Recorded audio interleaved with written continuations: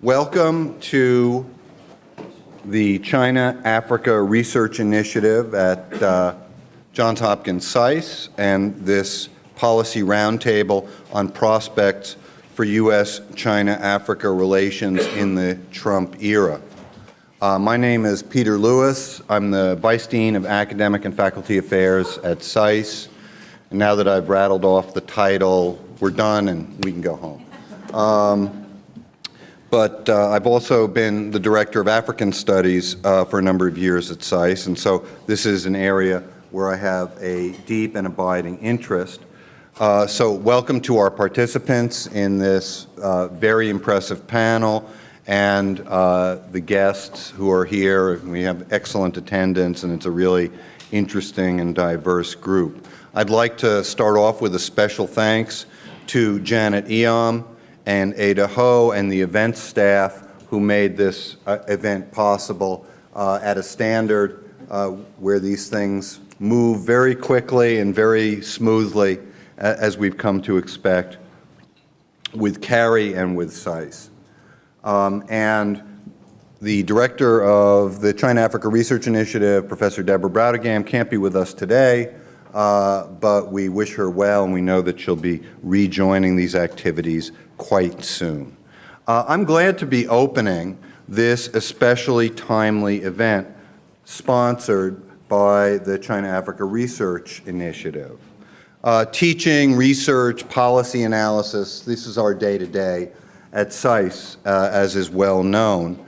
But initiatives such as CARI enable groups of faculty and students to conduct specialized research on critical issues. And the China-Africa Research Initiative focuses on some of the most creative, interdisciplinary research at the school on a critical issue, which is the relationship of rising powers and frontier markets. China and Africa is not the only arena in which this relationship is being played out, but it's an especially critical one. And so the China-Africa Research Initiative has been really a leader in defining a research agenda and mobilizing resources and obtaining resources to pursue that agenda.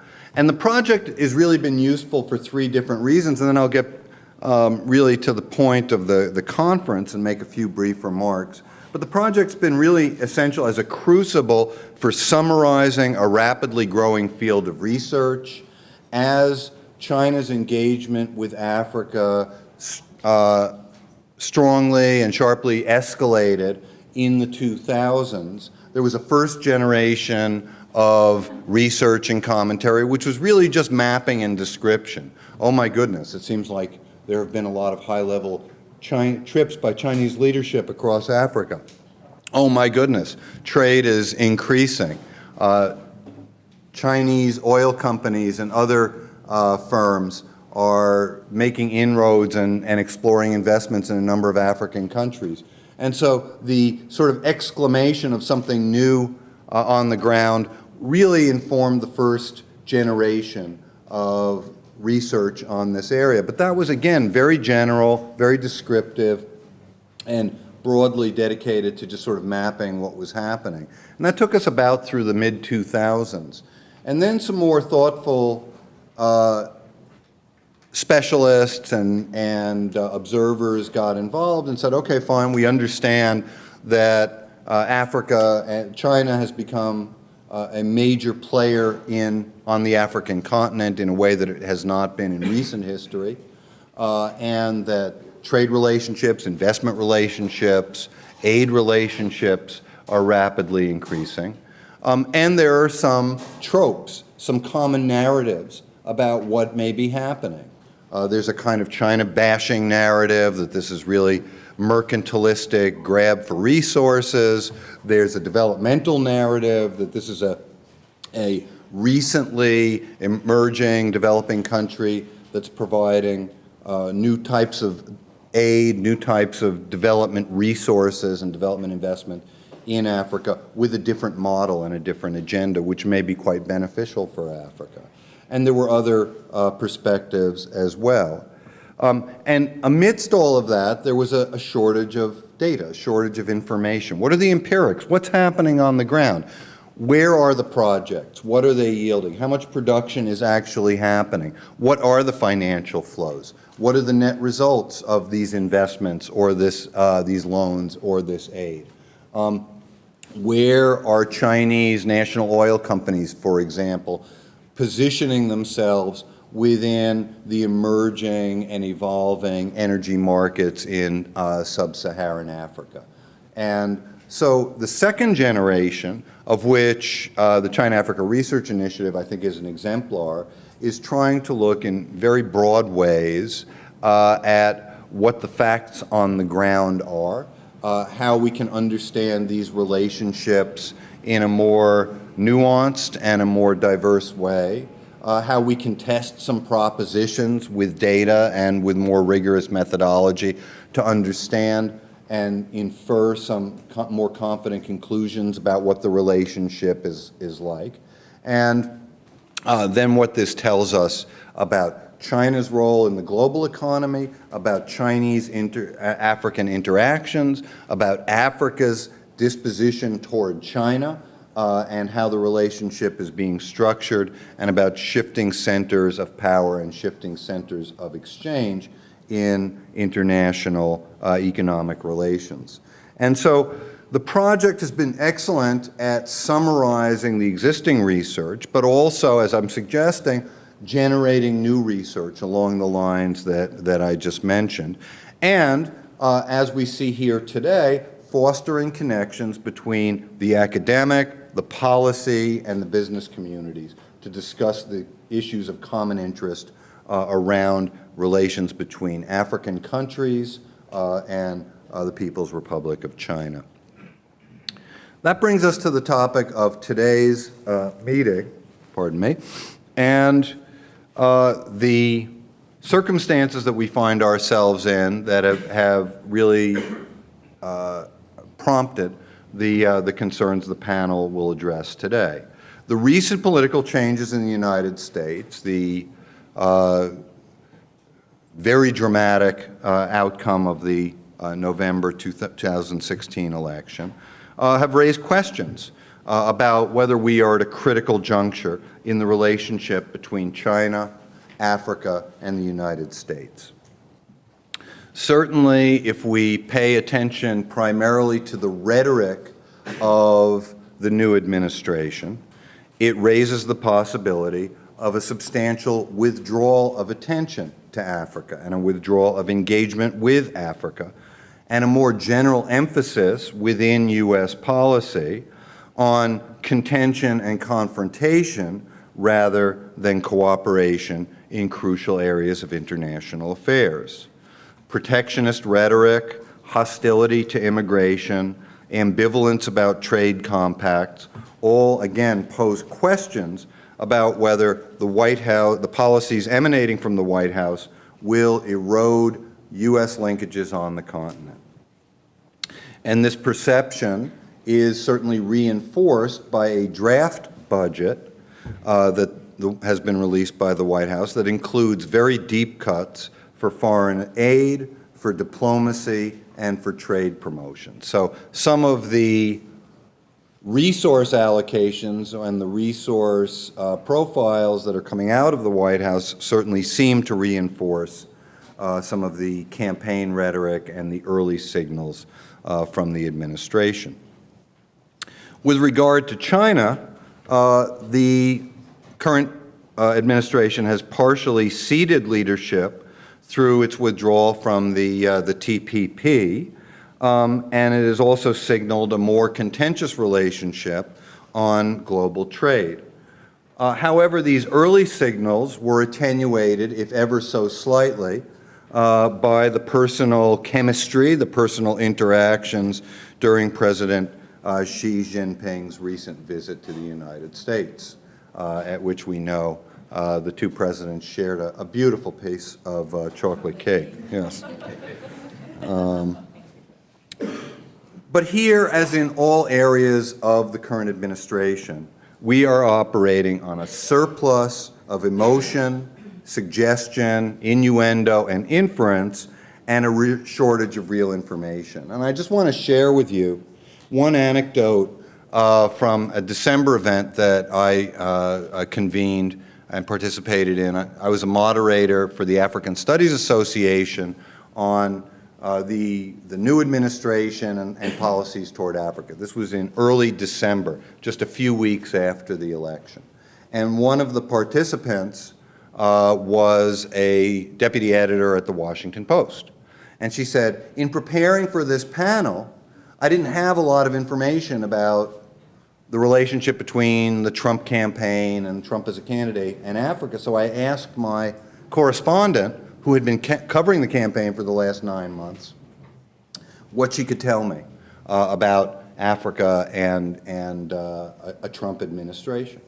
And my correspondent told me, in the last 9 months, I have heard absolutely nothing that would be of any value to you at all. In other words, we were operating in a vacuum with no information, as has been the case in so many areas.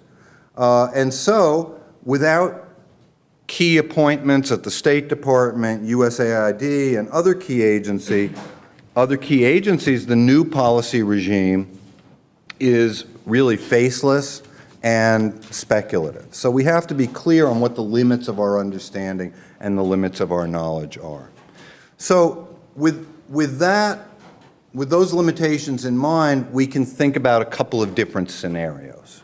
One scenario is the kind of default scenario that many people associate with the rhetoric and the early policy signals from the administration. And that is that if the U.S. withdraws its political and economic ties with Africa and shifts its emphasis to a more parsimonious relationship focused on security and counterterrorism, so pivots more to a military and counterterrorism relationship while scaling back political and economic relationships, there will be very limited space for cooperation with China or for that matter, other relevant actors in Africa. So the European Union, Turkey, India, they are very serious. Brazil are seriously engaged in direct foreign investment, in some development aid, certainly the EU is, and in a variety of other political interactions, particularly the EU's emphasis on governance and democratization. And there will be very limited possibilities for any kind of cooperation around those areas, those functional areas, if there is a kind of intuitive scenario of reduced political and economic ties, more forward-looking military and counterterrorism ties. And it is certainly true that U.S.-China relations regarding Africa have never been a zero-sum proposition. However, it's also true that if there is diminished U.S. interest and diminished U.S. engagement, it will create space. It will create opportunities. And that China, with an abiding interest in the continent, will not be passive about stepping into those potential opportunities. Not just China, but China foremost, I would say, in that relationship. So it's not to say that whatever we do, whatever action we take, generates an equal and opposite reaction from China. Nothing could be further from the truth, but it is quite true that if the United States has a diminished economic profile on the continent and a diminished political engagement on the continent and is less engaged in longer-term security assistance and other factors, that there will be not a vacuum, but some space which other powers may enter into. And so that's one scenario, a kind of disengagement scenario, readjustment scenario. There's another scenario, which is, I think, suggested by the administration's actions in any number of other spheres, and we don't need to go into that, but it's a more pragmatic scenario. In other words, the administration comes out with an executive order or a policy statement that suggests one line of action and then discovers, as the President has said on a couple of occasions, that it's more complicated than we imagined. And in those circumstances, what seems to be happening is a kind of recalibration and a more pragmatic stance. And so we might easily imagine a more pragmatic approach to Africa. It is possible that the early signals of disengagement will be supplanted or replaced with a more pragmatic recognition of our diverse ties to Africa. The sunk costs, the existing capital investments, the long-standing diplomatic relationships, the reputational and cultural relationships. And this could lead to a recognition or an acknowledgement of the importance of continuing to support stability, continuing to support effective governance, and continuing to provide some baseline assistance to commercial linkages. So another scenario which is being discussed by people in the policy community, by people who are closely watching Africa policies, is yes, there's some noise at the top, if you will, that creates a cause for alarm, but there's also a day-to-day reality within the bureaucracy and within the abiding interests of the United States, economic interests, strategic interests, diplomatic interests, that may lead to a kind of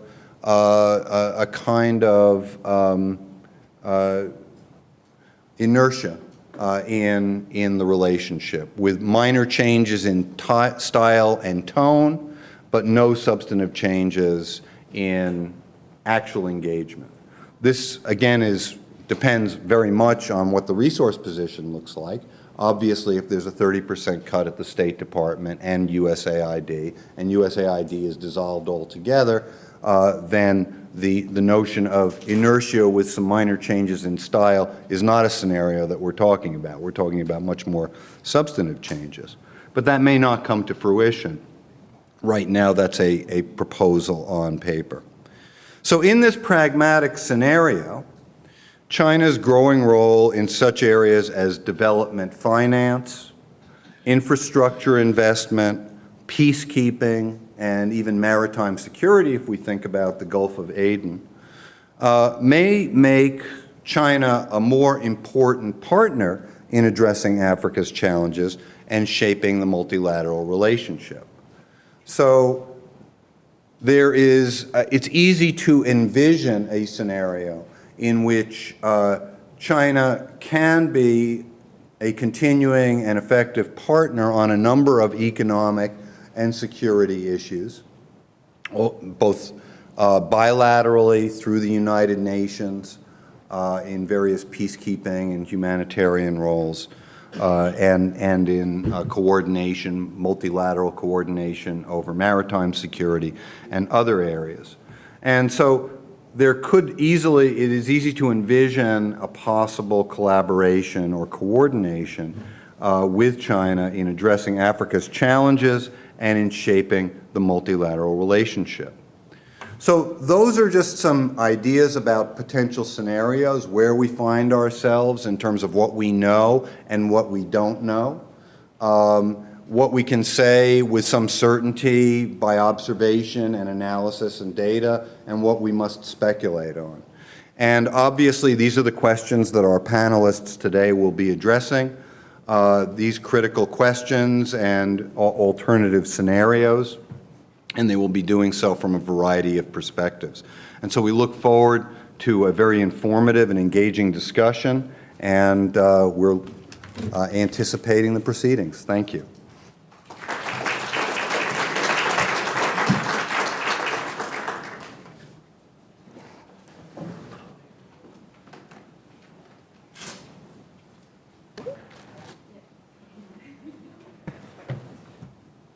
Sure that I'm not here alone.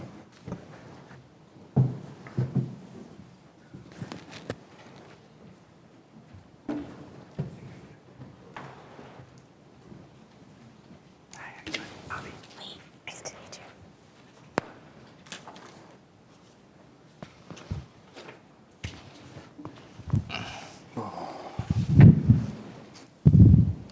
Oh, great.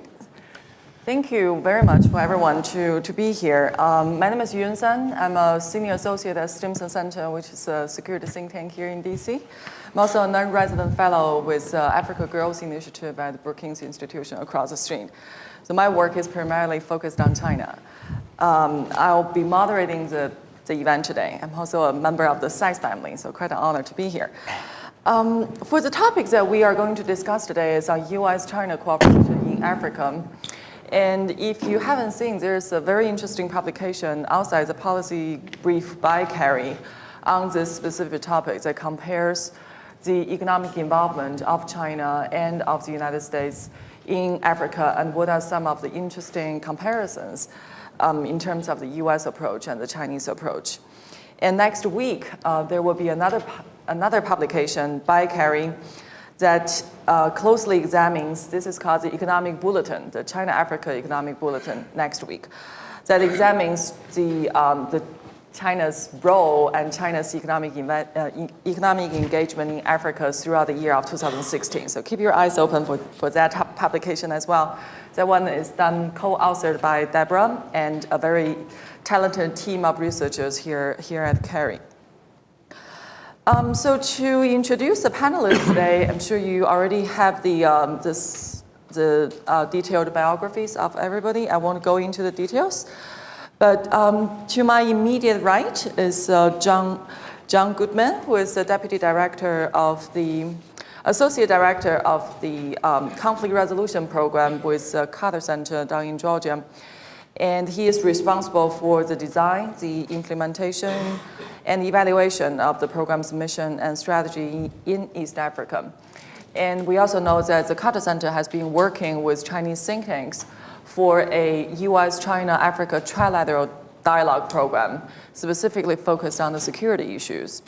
And it includes not only the domestic security in conflict countries in Africa, but also issues like the maritime security. So it will be very interesting hearing, John, what you have to say about those discussions. And to the right of John, we have Dr. Mima Nedelcovych. I got that. And Mima is President and CEO of IGD, Initiative for Global Development, a nonprofit organization that engages corporate leaders to reduce poverty through business growth and investment in Africa. He has tremendous experience and expertise with both the public sector and private sector, as well as the donor community, so development organizations in their work and operation in Africa.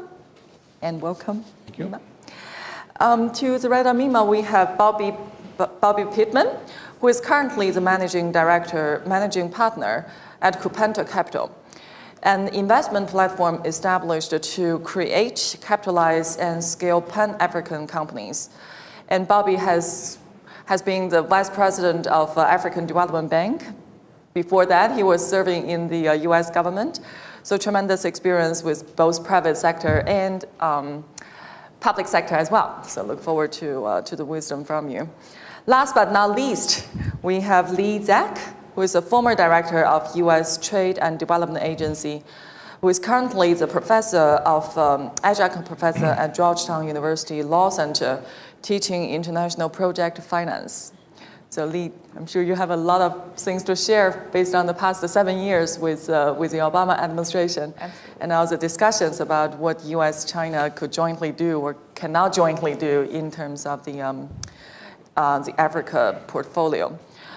So just to have a broad, big picture question out there for every one of you to respond to.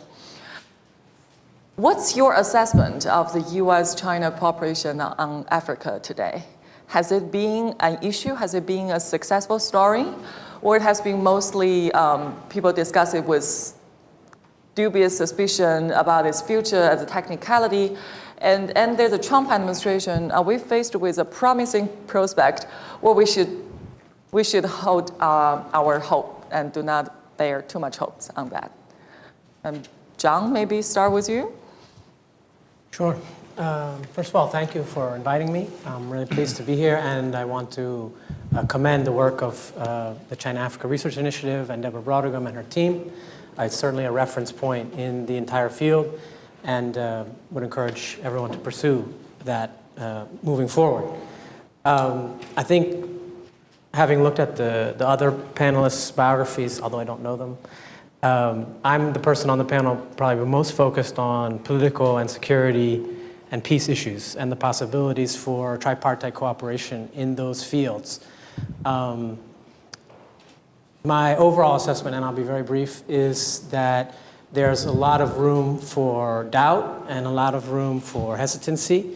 But there is, I think, an emerging constellation of areas of cooperation on peace and security issues and an emerging potential methodology for an approach to finding areas that are mutually beneficial to all three sides, recognizing that there's a variety of interests in Africa, of course. The continent is very diverse, that there's a change of administration here. Chinese politics is changing as well.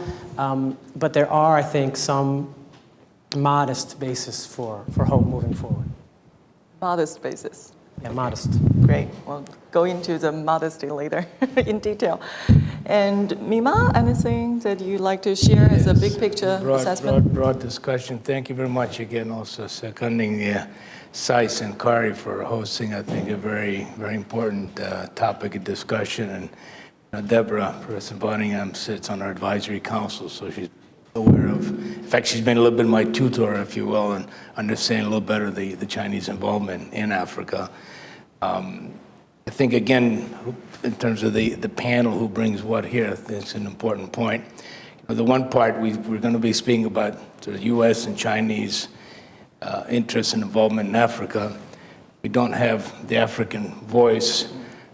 Perhaps if I can pretend to be part of that African voice, as we're a network of business people worldwide, business leaders, but more than about 70% are African business leaders, born and bred African business leaders, and very heavily focused also on we have the large companies, but particularly the emerging, the aspiring S's, we call them the M's, the thousands of companies out in Africa that really are looking very much as to what's happening in this sort of discussion between Chinese and the U.S. vis-a-vis Africa.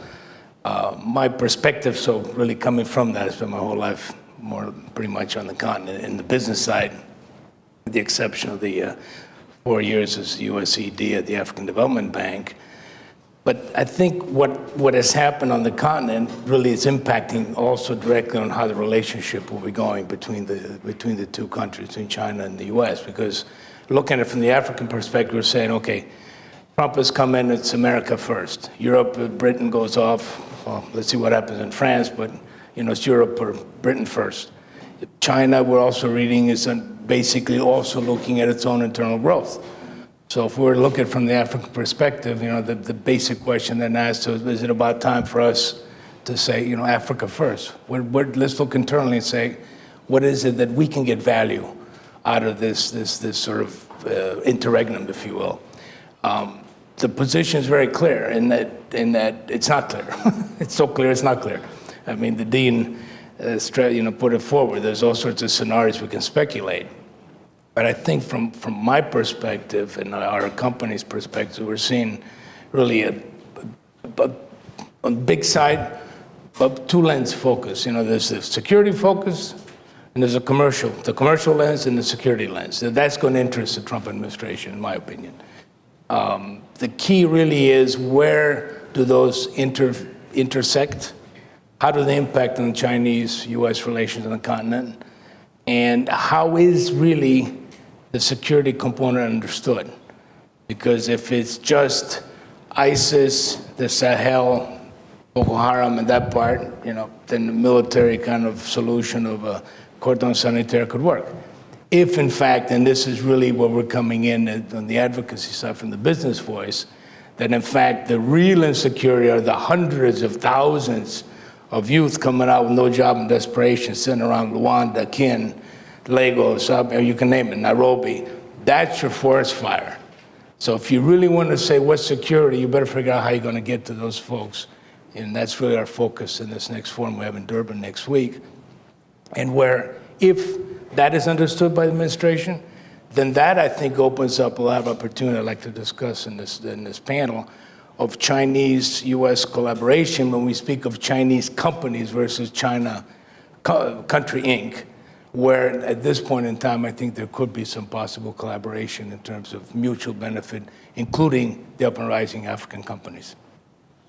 Longer than I thought, but I wanted to bring that point up, please. Oh, absolutely. The difference between the Chinese company and the Chinese government, what are the implications there for their cooperation with the United States? That's a very interesting point. Bobby, any thought? I'm sure you have a lot. Well, let me join others in really congratulating and commending this initiative and SAIS and the supporters. I think there's very little cooperation, and I think it's only going to come through kind of a better understanding of data, a better understanding of the field, and kind of forums where we can have more discussion. So I'm quite excited about what you all are doing here, and hope we can contribute over time. I think it's a very exciting initiative. Yeah, I mean, my experience is I've experienced very little cooperation. I think some is happening maybe through multilateral institutions, multilateral development banks. Certainly when I ran operations at the African Development Bank, you could argue that there's a little bit of cooperation between the US and China through an African institution. I mean, similar to kind of, I think, some of the points Mima was making on African businesses, but not much. And I would argue that any movement that's been had in the last decade in this regard has actually been more from the China side, not from the US side. And I would just point to the recent announcements and work by China Development Bank to really restructure a lot of the way they do their equity investing and their project development and their new office in Johannesburg, to try to kind of learn and adjust from the criticisms they've been getting, I would say many of which have been unconstructive criticisms, to really kind of try to join others in some of their projects. I mean, I think, not to be, I don't want to sound over the top, kind of pro-China, but, in some ways, some of the things they've been putting in place are actually going to slow down their projects, not, as we talk about in Africa that needs a lot more infrastructure, China Development Bank's trying to respond and do work with other people who are operating really slowly.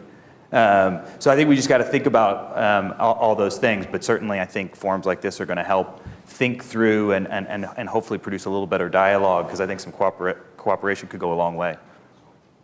Good point, because people raise that there are technicality issues involved when US and China talk about cooperation, especially in economic engagement in Africa. So I would love to get more of those thoughts from you later. And Lee, you come from the Obama administration as of this January. What's your take? Has it been a successful story or not so successful? Are we looking at an ambitious future into the next 4 years?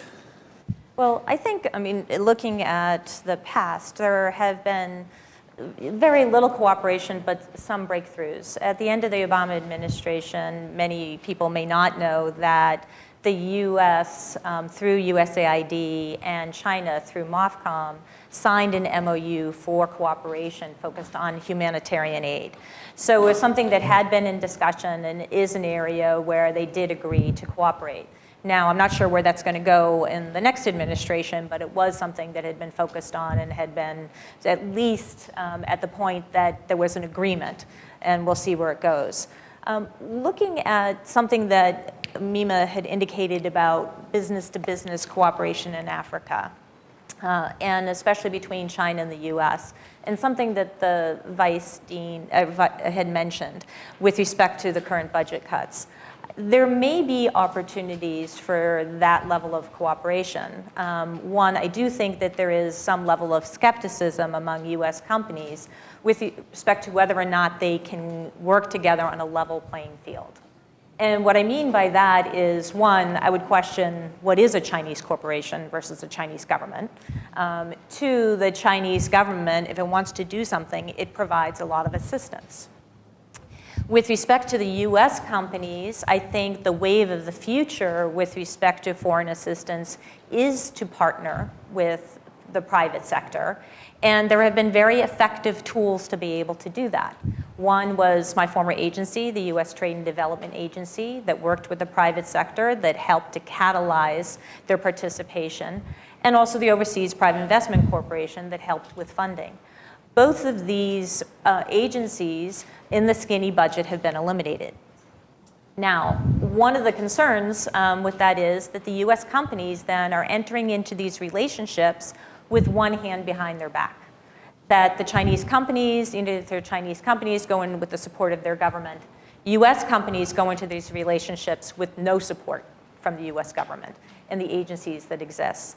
And the one caution I really have is that there's a lot of looking at what's happening in the Trump administration and saying, well, they'll learn and they'll potentially turn this around. But this level of uncertainty is already creating problems. It's creating problems with our partners because they don't know whether or not these agencies are going to be there tomorrow. It's creating a partner with the partners in the private sector as well as partners in government. And frankly, within the agencies themselves, it's creating a level of uncertainty.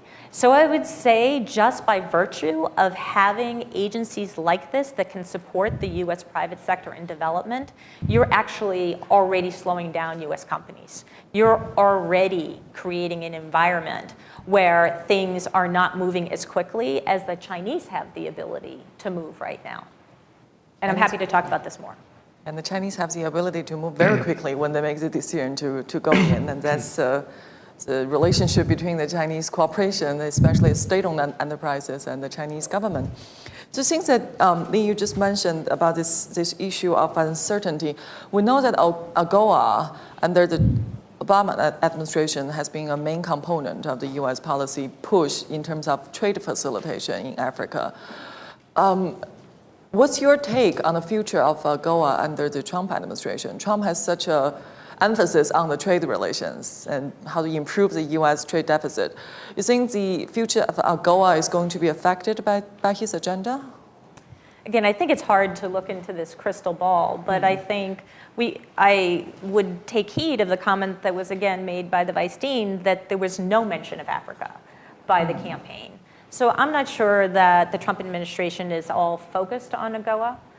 We'll have to see, as people know, there are annual meetings with respect to AGOA. If they attend, who attends, what level. Traditionally, it's been at least at the Secretary of State level that participates. So we're going to have to see some signs with respect to that. I think the other thing with respect to AGOA that past administrations have recognized is that for AGOA to succeed, you need to be able to develop the infrastructure for trade. That was the greatest impediment to AGOA, that products are produced, but the cost of transportation is too high. And again, I would go back to what we've seen from the current administration is they're not focused on infrastructure development outside of the United States. As a matter of fact, they've announced they're taking away the tools that can help with that infrastructure development. So I think it's a tough sign for AGOA. Let's hope for the best. And so in terms of the infrastructure development, I know that Bobby and Mima, you have a lot of experience looking at the infrastructure planning and the development, implementation in African countries. So from your perspective, do you think that there are possibilities for cooperation? Because the Chinese are very interested and they have been investing a lot through external financing for the infrastructure development, especially the hardware in Africa. So what do you think about the possibility of cooperation there? Is that a good angle? Yeah, I mean, well, just if I may too, just make one point on AGOA. I mean, one thing I would say to my, kind of DC Africa constituency, fellow constituents is, can we have a real conversation about U.S.-Africa trade policy? I mean, can we do something beyond renewing a debate around renewing AGOA for 2 decades? I mean, for 2 decades, our entire trade discussion about U.S.-Africa is renewal of AGOA or not. It just feels unbelievably primitive and 90s, We've negotiated 2 bilateral investment treaties ratified in Africa since 1990. I mean, think about that. Less than 10% of US investment in Africa is covered under a bilateral investment treaty. France, Germany, they've negotiated bilateral investment treaties almost all across the continent. China, active trade discussions all across the continent. Our entire trade discussion in this town is when do we renew AGOA or not renew AGOA? It just feels, I just think we could do a lot. We could do a lot more and a lot better. By the way, even in America First, how about protecting some of our investors behind bilateral investment treaties? I mean, it's I don't think there's a lot of politics there. I think it's just rolling up sleeves for negotiators and getting to work. On infrastructure, the one point I make here, I mean, I think the point was already made very well, which is, there is this interesting dynamic in the last 2 decades across Africa, right, with the increasing rise of democratization. You have politicians who have pressure to deliver to their societies, right? And those pressures are within a 4-year time horizon. And if you're a large US company going in with a multi-pronged approach where you're not exactly sure if you can get US EXIM support, you're not exactly sure if you can get TDA support, and those timelines might take 6, 12, 18 months, your ability to deliver a project within an election cycle is almost zero. So I would argue, that I mean, per the point that was made, I mean, a lot of the leveling the playing field is, we need to figure out ways to speed up these processes, right? I mean, and of course, a lot of the folks working in these agencies, not just now, but for many years, are spending most of their time going to Congress just defending themselves, much less actually going forward and processing projects. So I think look, we don't have our system is not the China system, so we're never going to be that integrated. But I think most of our companies could be tremendously faster in terms of the integration with the TDAs and the OPICs and the US EXIMs. And I mean, your numbers and the documents you have here show that, right? And I think that's part of what's interesting, and I think that's part of a message that that's part of a debate we haven't been having here. We have China bashing as our strategy. Instead of saying, like, what do we learn here? It's a speed game. Our companies are losing, certainly at the African Development Bank, when I lost to Chinese companies, it was a speed issue. Normally my financing was cheaper. Normally my procurement process was going to deliver normally Chinese equipment, but at a cheaper price. But the country, you have politicians who are trying to get reelected. They're trying to respond to the pressures of their societies. And as you said, they sign one document from a Chinese consortium, and people are outside the next day working on the project. So I think that's something that we really have to be kind of sober about and have real debate about. Yeah. And oh boy, My hero. already cool, great. Maybe Mima share with us thoughts, and then I do have a question for John about that process, the Chinese fast way of delivering, and whether that's actually good for the democratization and good for the security, the stability inside African countries. But Mima, please. Yeah, let me also, I've got to finish the discussion on Goa too. I mean, because a lot of it is exactly what Bobby's saying. And I keep telling people, let's just get real. First of all, it's a minuscule part of any of the U.S. trade anyway, right? So, I mean, you can't even get attention. I'm not surprised you don't get attention. It's very small. But whose issue is it really in the end also? The part of it of getting real is both on our end and on the African end. I mean, we sit with our business, leaders around the continent. And part of the question, first of all, there's obviously not one Africa. We don't need to go through all of that. But let's say the 10, 12, 14 countries that are getting it right, the infrastructure of trade that Lee was speaking about. What you didn't have in AGOA 1 is you didn't have really the capacity to produce competitively and export anything, period. You do have now in AGOA 2, if that's where we're at, the capacity in the continent, on the continent, in a whole bunch of countries where real industry is happening. The facilities are there. You can start producing competitively. Now the next thing is to be able to export competitively, get the trade. But people forget, you usually build up your export market off of a strong domestic market. The tigers of Asia that we're also enamored with is the exception, not the rule of history. So let's come back to the rule. And the fact is you build up regionally, you build up internally, then you're able to export the excess capacity. That's the getting real part, not just the AGOA part. So just to finish on AGOA. The infrastructure, I mean, and there really is two issues. China Inc., the country, versus Uncle Sam Inc., the country, there's no play at the moment. I mean, what, 550 billion that China EXIM puts in? We put in 10? We're not even in the ballpark. We're not even in the same city. Never mind the ballpark. So I think that's the beginning of it. That's the real beginning of it. So, I mean, let's also get real on our end when it comes down to this. You want to ignore the market? Fine, ignore it. But you might start asking yourself, what is it these Chinese people know that we don't know? Are they so dumb? No, I mean, there's some reason that 550 billion is going in there. So what is it? So let's start thinking about what is the commercial interest, that lens that says, okay, security is one thing. Now let's talk commercial lens. Where's the growth markets? Not Europe. Europe's mature. Where's it going to be? It's going to be emerging markets. Where's the population doubling? It's Africa. Where's the urbanizing 50%? It's Africa. We don't need to tell you anything further. So part of the question is, at what point are we going to get to understanding the reality? And then those two lenses could actually properly focus, and the interest could come back to the U.S. business being able to do things, right? On infrastructure itself, I don't see that at the country levels there's going to be the collaboration. Just not, I don't see how it can work. We'll just do parallel things. What is interesting, one of the agencies, and again, I'm not speaking for administration, but I do co-chair the advisory council at MCC, and the Millennium Challenge Corporation is sort of staying at its 1 billion plus or minus level. It is coming in dollops of serious chunks of money. It is going to the countries beginning to get it right, rather than being sort of peppered around 20 million all over the place in each country. And I said, God bless, let's just continue doing that. Let's go with those that are really getting it right. There's possibility and potential. Let's invest in there. And from the African perspective, they're going to look at the US and China and say, you know what, I'm interested, the best deal I got here. The key, and this is going to, I think, allow you to segue over as how the business is done to our friends from the Carter Center, is really what is the decision and whose interests are the African leaders making those decisions when they're being done with be it Chinese assistance, US assistance, or whoever assistance.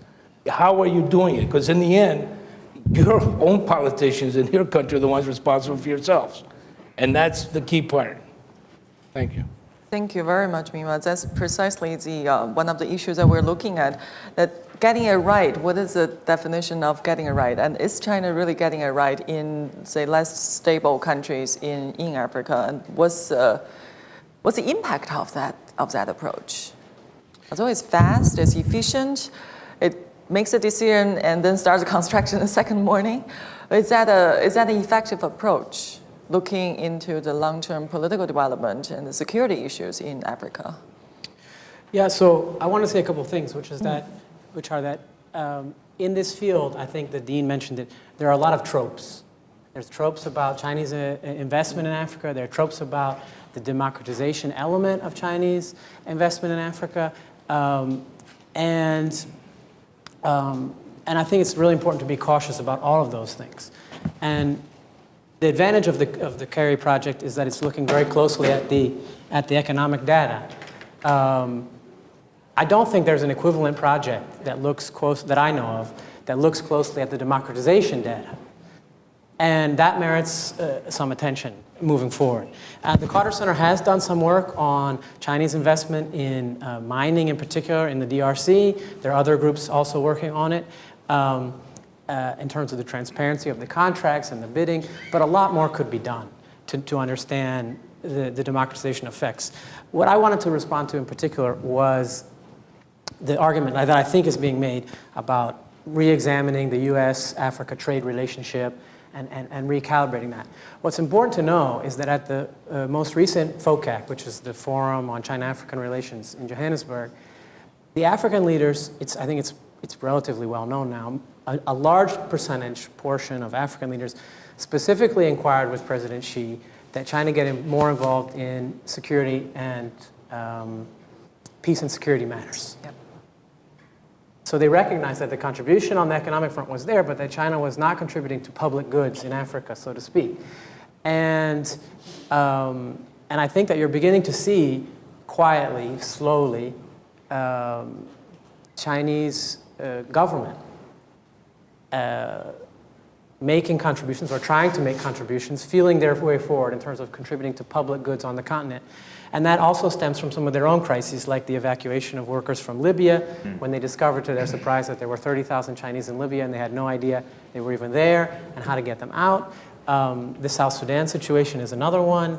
And so you can begin to pick and choose where you see that it's not, one of the tropes is that the Chinese engagement in Africa is purely economic. Well, I would argue that in the next decades, it's going to move towards actually a more Political a involvement. more multi-sectoral approach to Africa, a more diversified approach to Africa. So in recalibrating the United States' thinking about Africa, it's not just an economic sphere, it's to adjust to that reality. That more and more, the Chinese probably will be taking roles in their own way, and they're going to have to develop their own methodology about doing that because they have their own constraints with certain principles of non-interference and so on. Yeah. But that's the creative challenge which I think the international affairs community in China is facing, and which their companies are putting squarely on the foreign ministry's agenda, for instance, is we have a problem with piracy. We have a problem with security here. We have multi-billion dollars investments, and you can't sit, the government cannot no longer sit on the sidelines and not be involved. And to give an example, I was just recently invited to a conference in Beijing by the Chinese Institute for Contemporary International Relations, which is government-linked, of course. And the title of the conference was Protecting Overseas Chinese Investments in Africa, How the United States and China Can Work Together. I mean, that pretty much squarely tells you where some of the thinking is.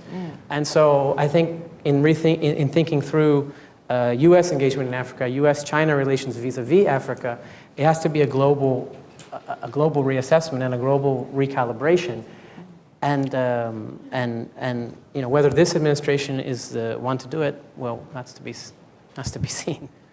Are there some concrete ideas as well, for example, how U.S. and China can cooperate in the peace and security issues in Africa, other than, well, we know that South Sudan has been one prime example of that.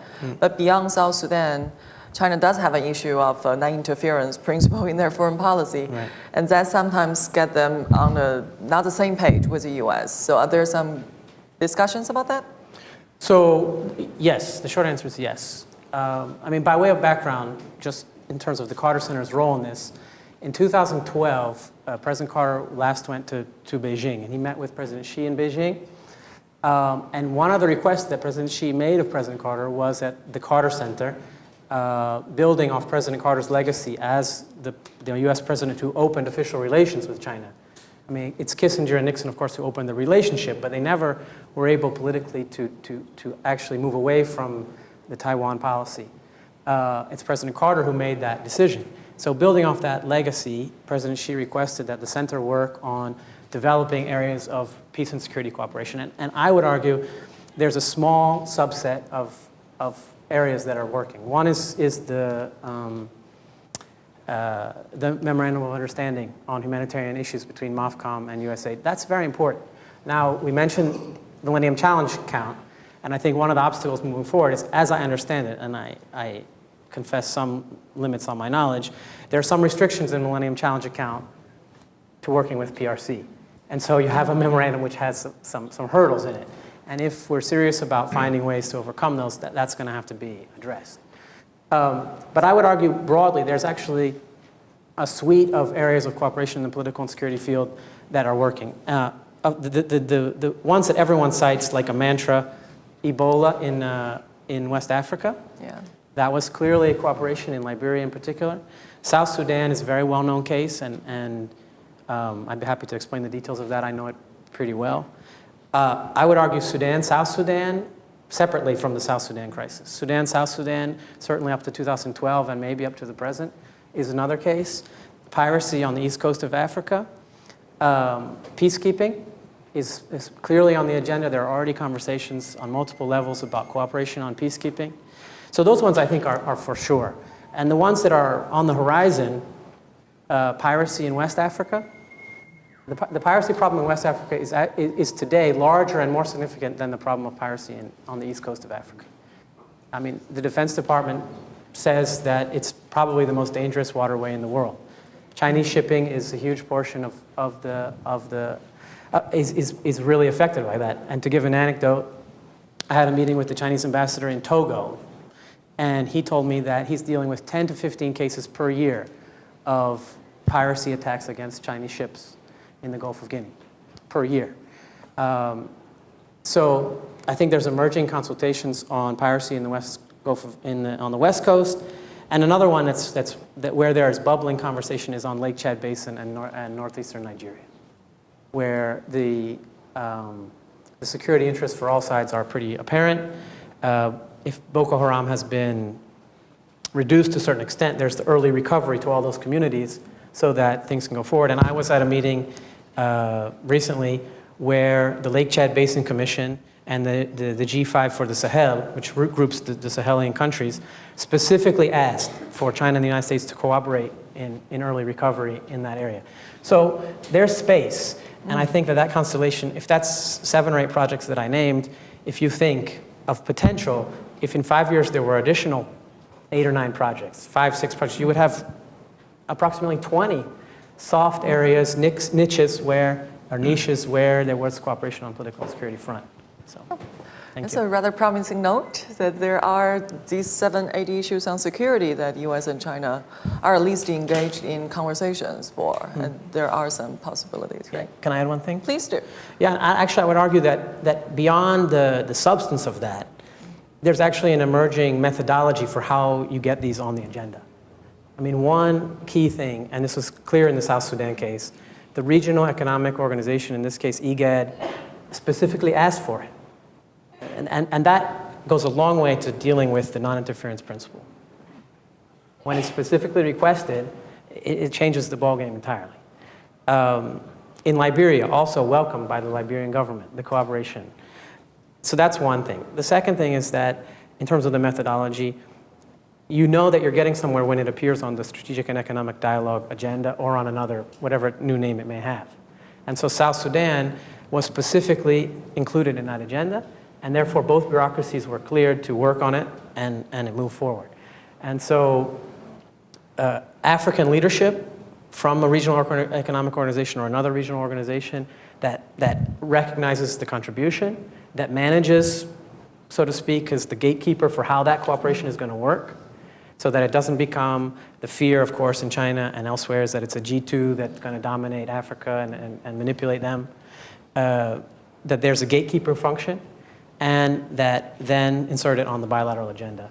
And then you begin to make progress. So not just U.S., China, but also African countries and African organizations that need to play a role, right? Yeah.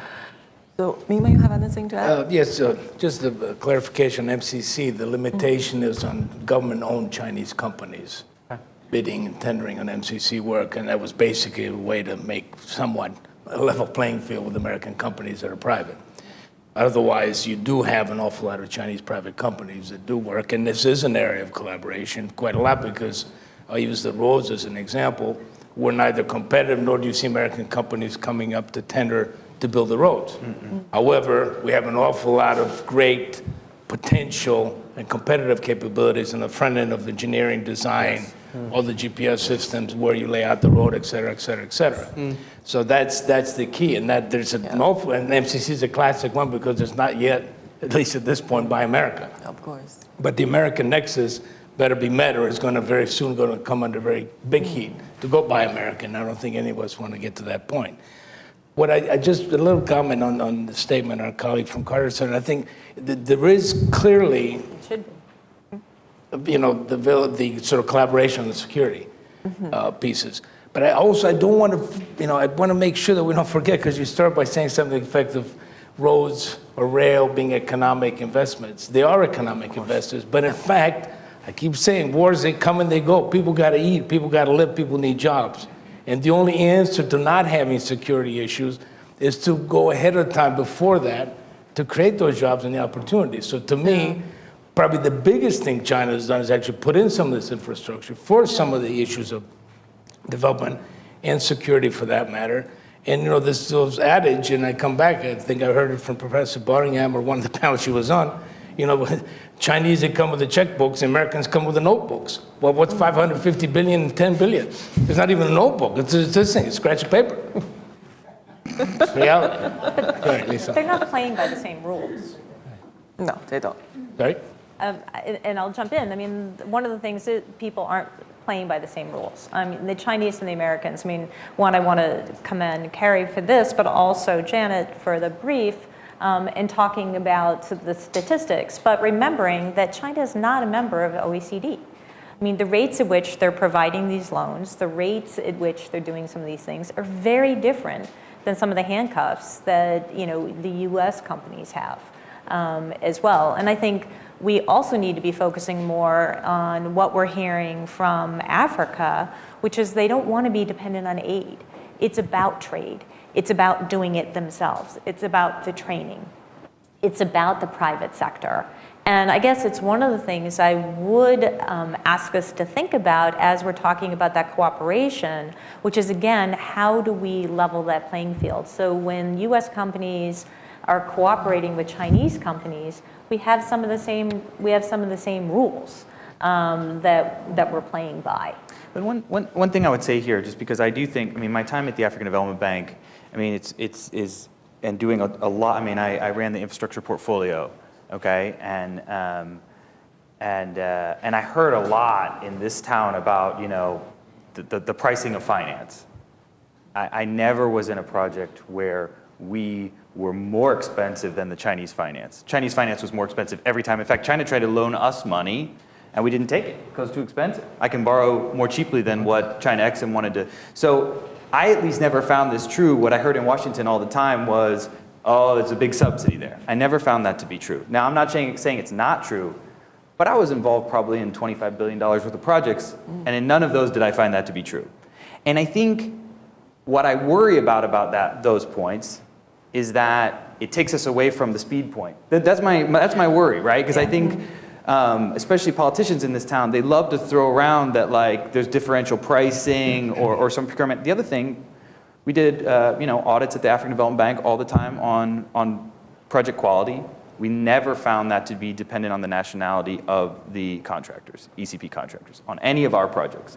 Now that's not to say that it doesn't exist on other people's projects, but any project that went through our procurement system, of which on the engineering side, Chinese companies probably won 60% of those tenders.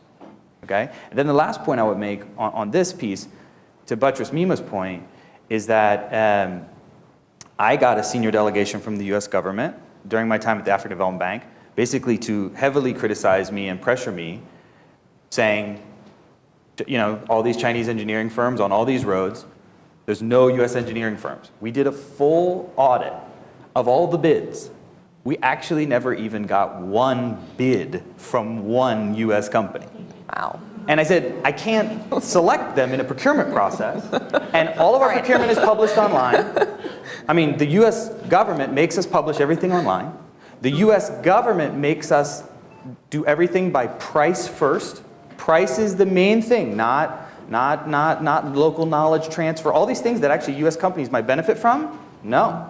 US Congress has mandated that its price is the #1 objective of our procurement process. And then on the engineering, on the actual ECP side, no US contractors. So if they don't even bid on something that we've posted billions of dollars online, how can I choose them? Now on engineering, your hero status is going down.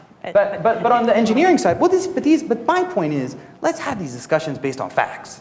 Let's have these discussions based on actual facts of what we observe. At least me, this is just African Development Bank, but African Development Bank is the largest provider of infrastructure finance in Africa. Sure. So it's at least not a terrible prism. But I think Mima's point is, on the engineering side, I think US firms are highly competitive. And you have African governments willing to pay a premium. Correct. And I think most of them are very good at working with Chinese ECPs. So I think I want to follow up on John's point, which if I heard it right, I just want to add to, which is his point about kind of the changes in China policy having to do with, I think, learning, right? And this is where I just think there's just such a huge opportunity, because I 100% agree with that. And so if our government could have the right dialogue there, couldn't we contribute to that learning, right? And the one example I would make is China Exim. I mean, my meetings with China Exim, you know, as someone that ran the debt office at Treasury, and someone that, you know, had to do tens of billions of write-off of US Exim from the 80s, I thought, boy, we have a lot to share with them about some bad loans we made in 1982, in 1983, right? I mean, we did a lot of learning between 1980 and 2000, and we ended up writing off a lot of loans that we made in Africa, right? And so, boy, that'd probably be really interesting to China Exim and their finance ministry that has governance. I just thought, like, that could be, you know, these could be really good exchanges, but to have those kinds of exchanges, you have to do them through, I mean, kind of to John's point, trust and, in a constructive dialogue. But I just think there's a huge ability for us to impact and help make their contributions much more effective and potentially more aligned with some of the things. I mean, we believe the things we do because we've had a little longer timeline of some of the learning. So maybe if we had that constructive dialogue, they would believe some of those same things. Can I jump in on the quality issue? Because there are examples, frankly, with respect to quality, and I'm not sure that it was, with African Development Bank money, but Botswana was an example where the Botswana government came to USTDA and was talking about the fact that they had procurement with respect to a power plant. They moved forward with lower cost, and as a matter of fact, the power plant was not built to specifications. It failed. And it brought about the fact that USDA developed a program called the Global Procurement Initiative, focused on best value, how one can do a procurement focused on the life of a project, the value, the maintenance, and not just going to low cost. But we mandate low cost. In the But- MDB system, the U.S. Right. Treasury is very But dogmatic that's to the U.S. changed. Congress. No, it has not. It has. No, I mean, there's procurement rules. They're online. They changed. It changed No. a couple months ago. No. At the World Bank changed its procurement efforts. USTDA was working very closely with them. They have an MOU with them, focusing on the fact that they now don't have to use low cost. They've been participating in USTD activities around the world, focusing on best value. So for the first time in 50 years, the World Bank, at least, is allowing for procurement on something other than low cost. I totally agree with you with respect to the MDBs, and that's not a good thing. And so they are changing, looking at this life cycle cost as a result. So Ethiopia was another country that signed on because of the fact that they had difficulties with respect to some of the projects that were built based on low cost. So I'm a total not low cost person, but it came out of real life examples, and in particular Africa and Asia, where people came and said we didn't get what we paid for as a result. Okay, so come back to the issue of the differentiation between the government, the Chinese government as the actor, and the Chinese companies, and also U.S. government and U.S. companies.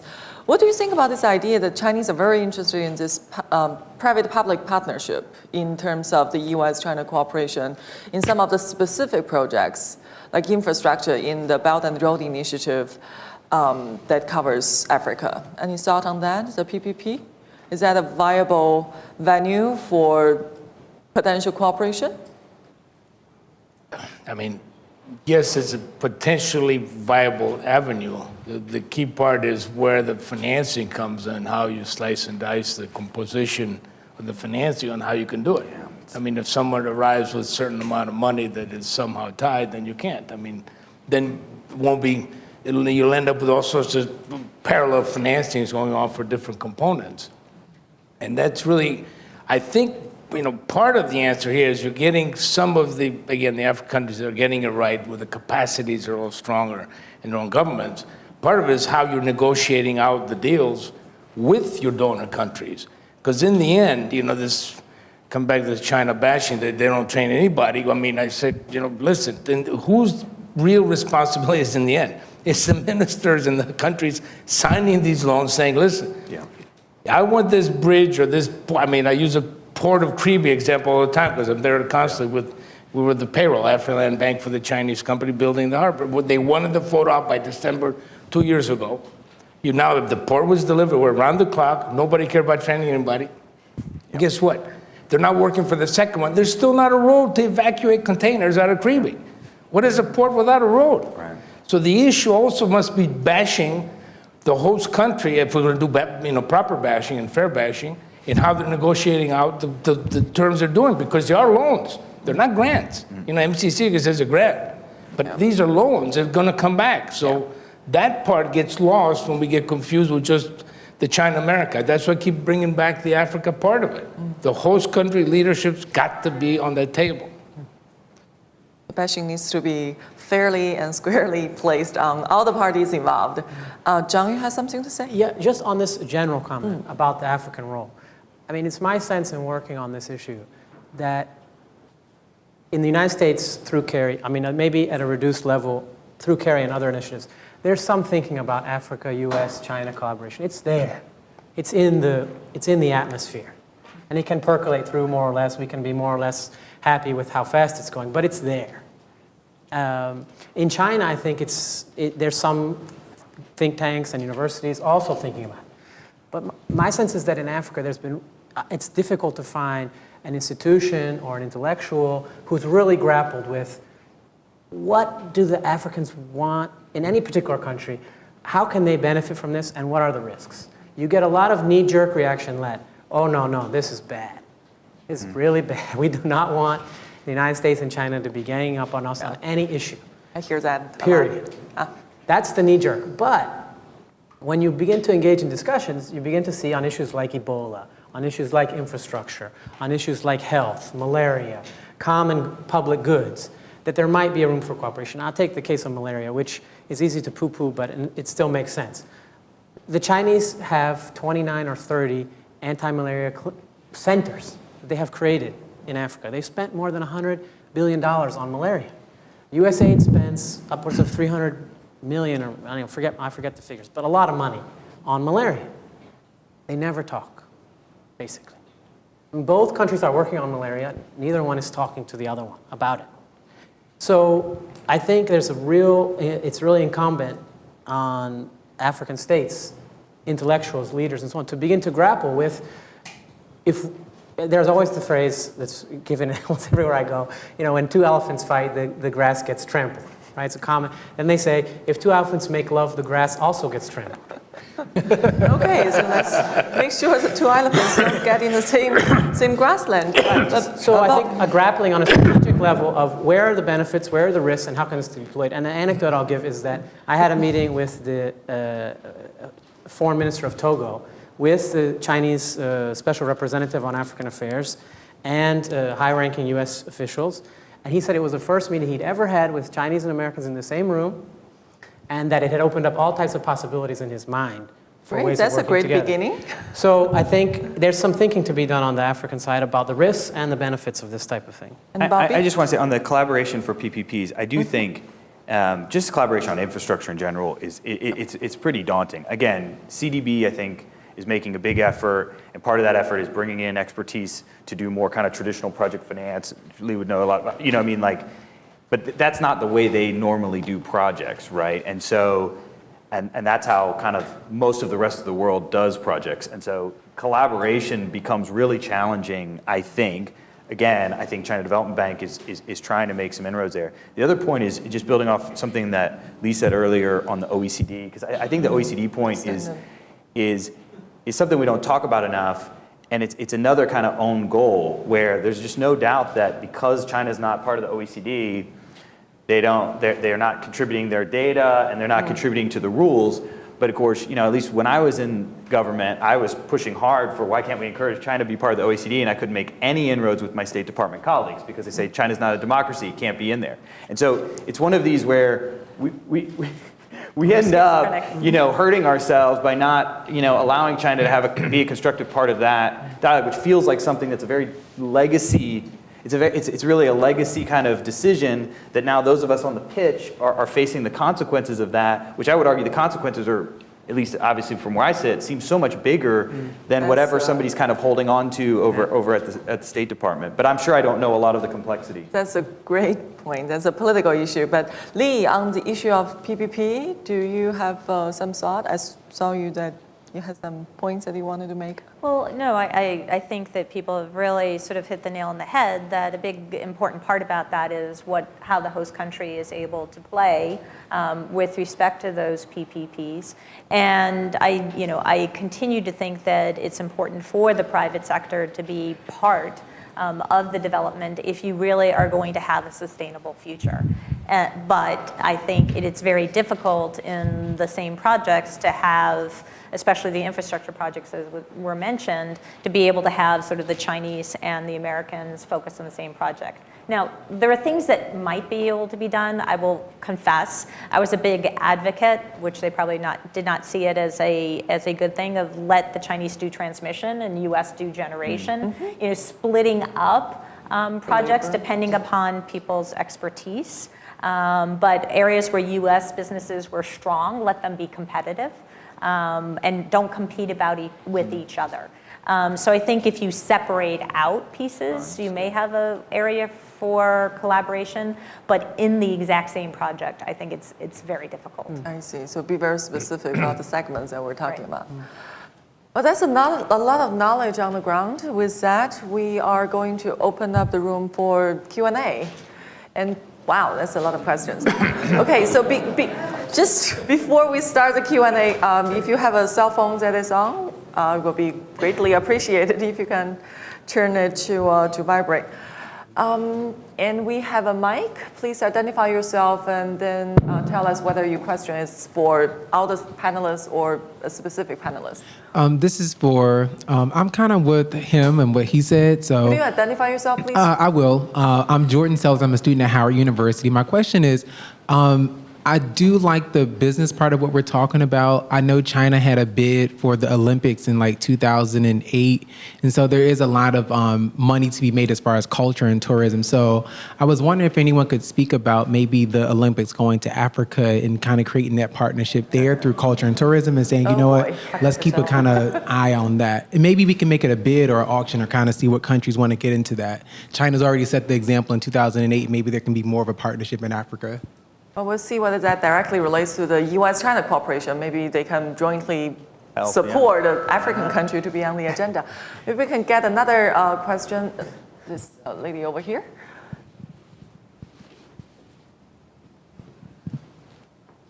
Thank you. Really interesting panel. Thank you so much. I'm Cinnamon Dornseif. I'm here on the faculty at SAIS in International Development Programs. So this is a question for John.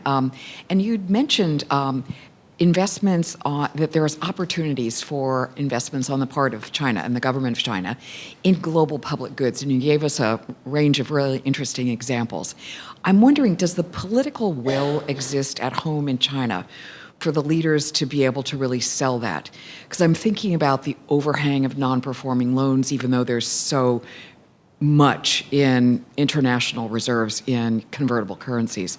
So we all look at that, but we also forget, on the other hand, the huge investment needs and need to deal with the non-performing loans. So to talk about the political will and maybe fiscal space to be able to follow through on your recommendation. John, and maybe other panelists also have some thought to contribute. Okay. Please go ahead. So I guess the best answer I can give you is the one that really derives from my conversations with Chinese diplomats. And a couple of things. In terms of, I think that the Chinese see diplomats and I guess academics and think tank people involved in Africa. One is a general recognition, and in fact they use the word, they asked me, is there a perception that we're free riding on African security issues? We're doing the economic part, but we're not contributing on the peace and security section. And I said, yes, I think that perception, although perhaps not articulated, is there. And I think that's one of the things driving the sense of trying to be a more responsible global player, pressures from their own private sector to do it. So that's one answer. The second is, I think there's no question that in terms of this panel's topic, on US-China relations, on a very pragmatic level, when there are the economic and security dialogues, when there are bilateral meetings, there is sometimes a search for positive areas. And as we can't just do all of our areas of tension. And if South Sudan is a good one, and I'll give you an example. I mean, I know the diplomats on the Chinese side heavily involved in and they told me, on the Chinese side on the South Sudan situation, they told me that in advance of one of the security and economic dialogues, the president's office was running after them. Tell us more about the South Sudan situation so that we can insert it onto the security and economic dialogue. In other words, there's a consciousness of looking for those things. The third thing that the diplomats told me is that that they have a hard job at home selling it.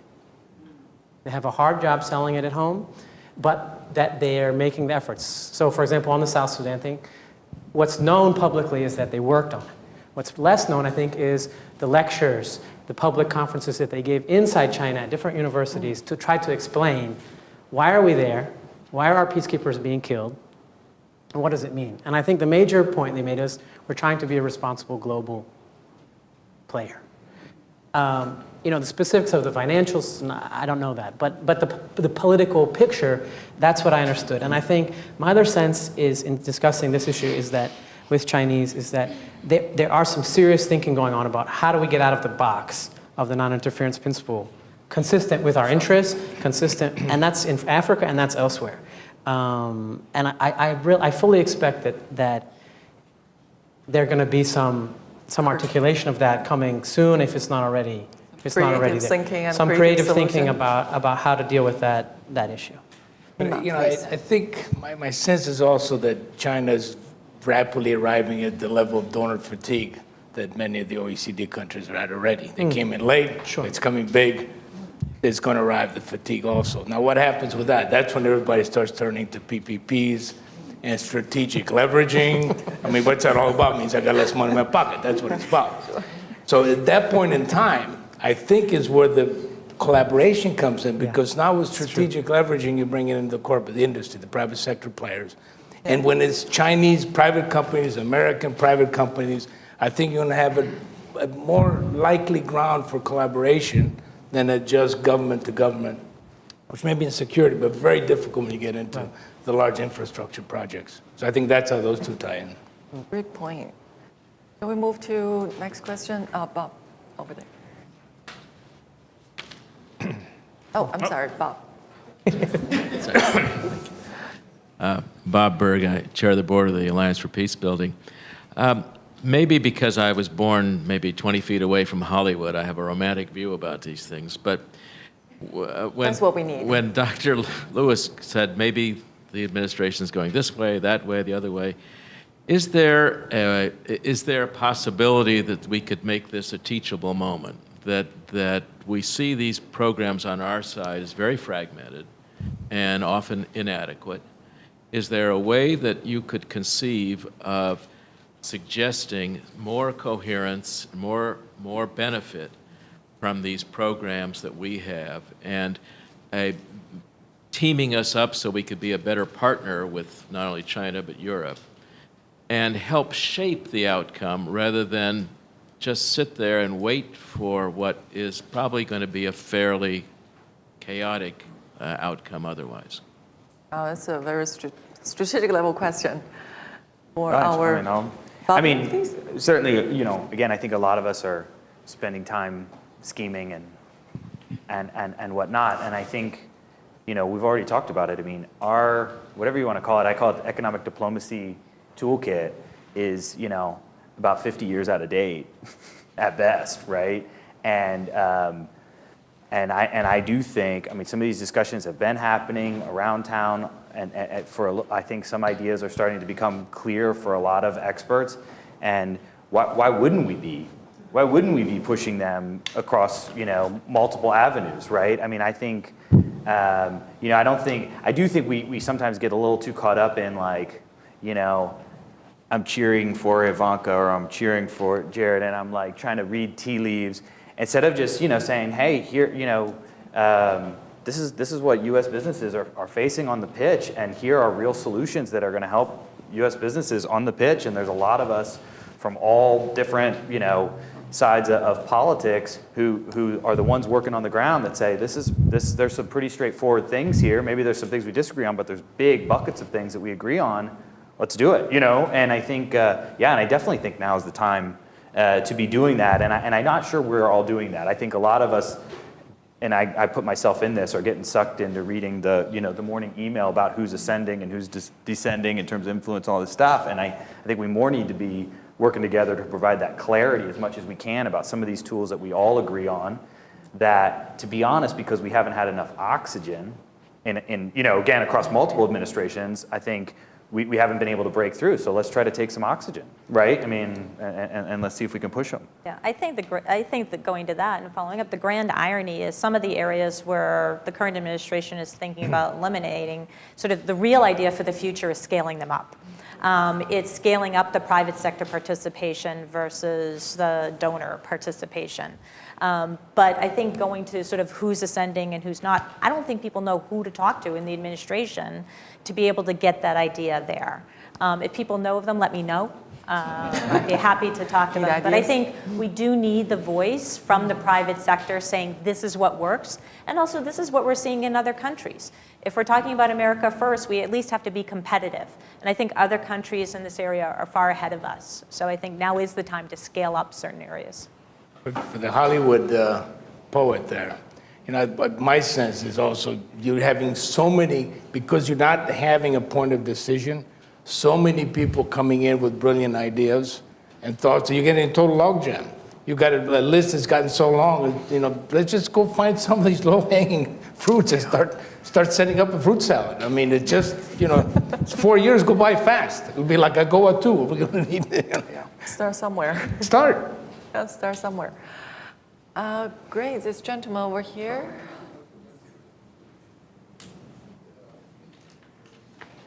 Thank you.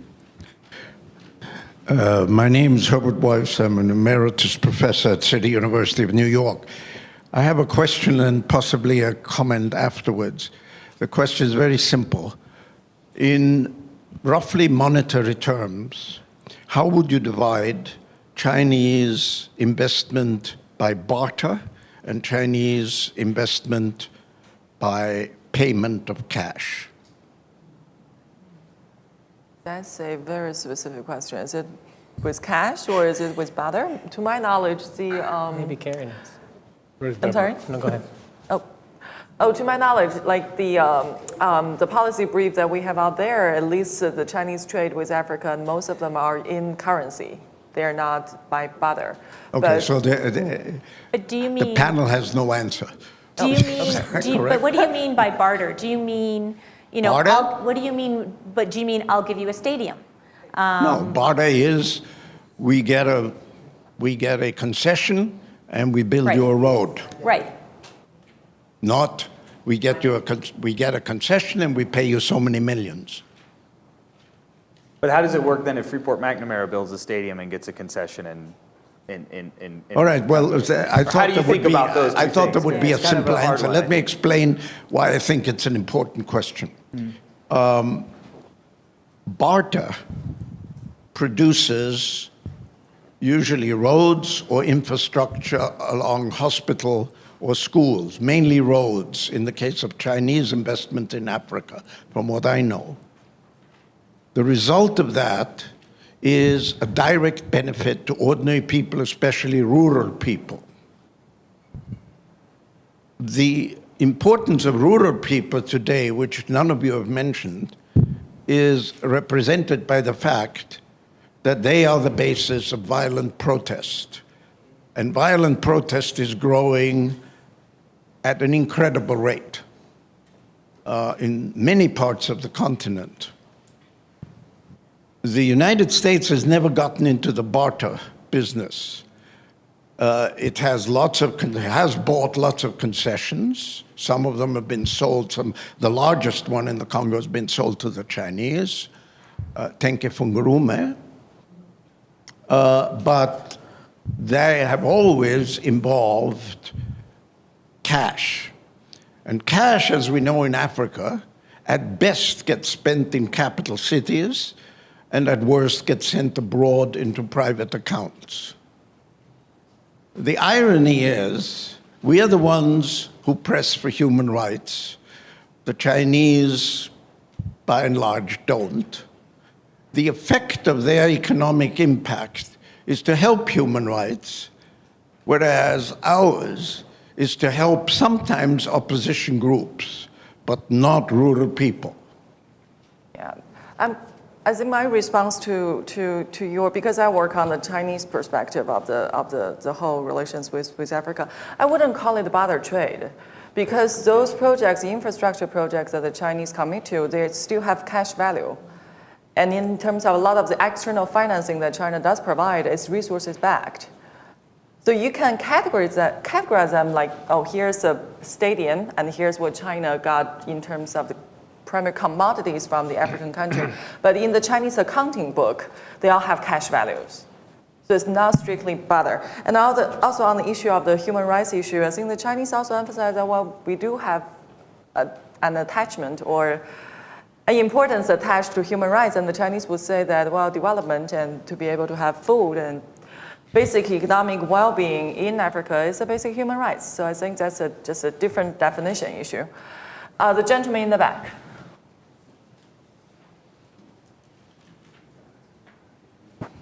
Thank you very much. My name is Yaya Fanusi with the United States of Africa 2017 Project Task Force, LLC. Thank you for your interesting conversation. Let me say this. Whatever situation you're recommending, if you do not advocate for a political federation in Africa, you're wasting your time. Even the large countries in Africa cannot become a modern state if they go it along. All they can accomplish if they try to go it along is Mexico 50 years ago. Now, I just sent to Donald Trump that I was attending this and that he'll be meeting at 1:30 with Rex Tillerson, and I mentioned the consensus that he doesn't seem to have an African policy yet. And I recommended Bobby and Mima that Tillerson should call you and get your ideas. Thank you very much. That's a great suggestion. Any reaction from the panelists, please? Just real quick on this point, I just wanted to specify my perspective. The roads and all that is very important. And thank you for clarifying barter, because I was a little unclear on that. But remember, 50% will be urban within the next generation. That's your real forest fire starting points, not the rural areas, because rural areas are being vacated. So it's not to ignore them, but I also don't want to, the Africa of the small farmer with the daba, with the hoe and that, those kids are gone, they're in the city. Those are the hundreds of thousands unemployed outside of the markets. On the federation, the only thing I would say, please, before we create a federation of 54, let's at least, and everybody's doing this sort of, it's like, these funds, then you have funds of funds. Now we had regional organizations. Now we have organizations of organizations. Let's make one, let's start by each one of the first working, ECOWAS, East Africa Union, so forth, and then we go forward. Because otherwise, I have a sense that we're just creating photo ops.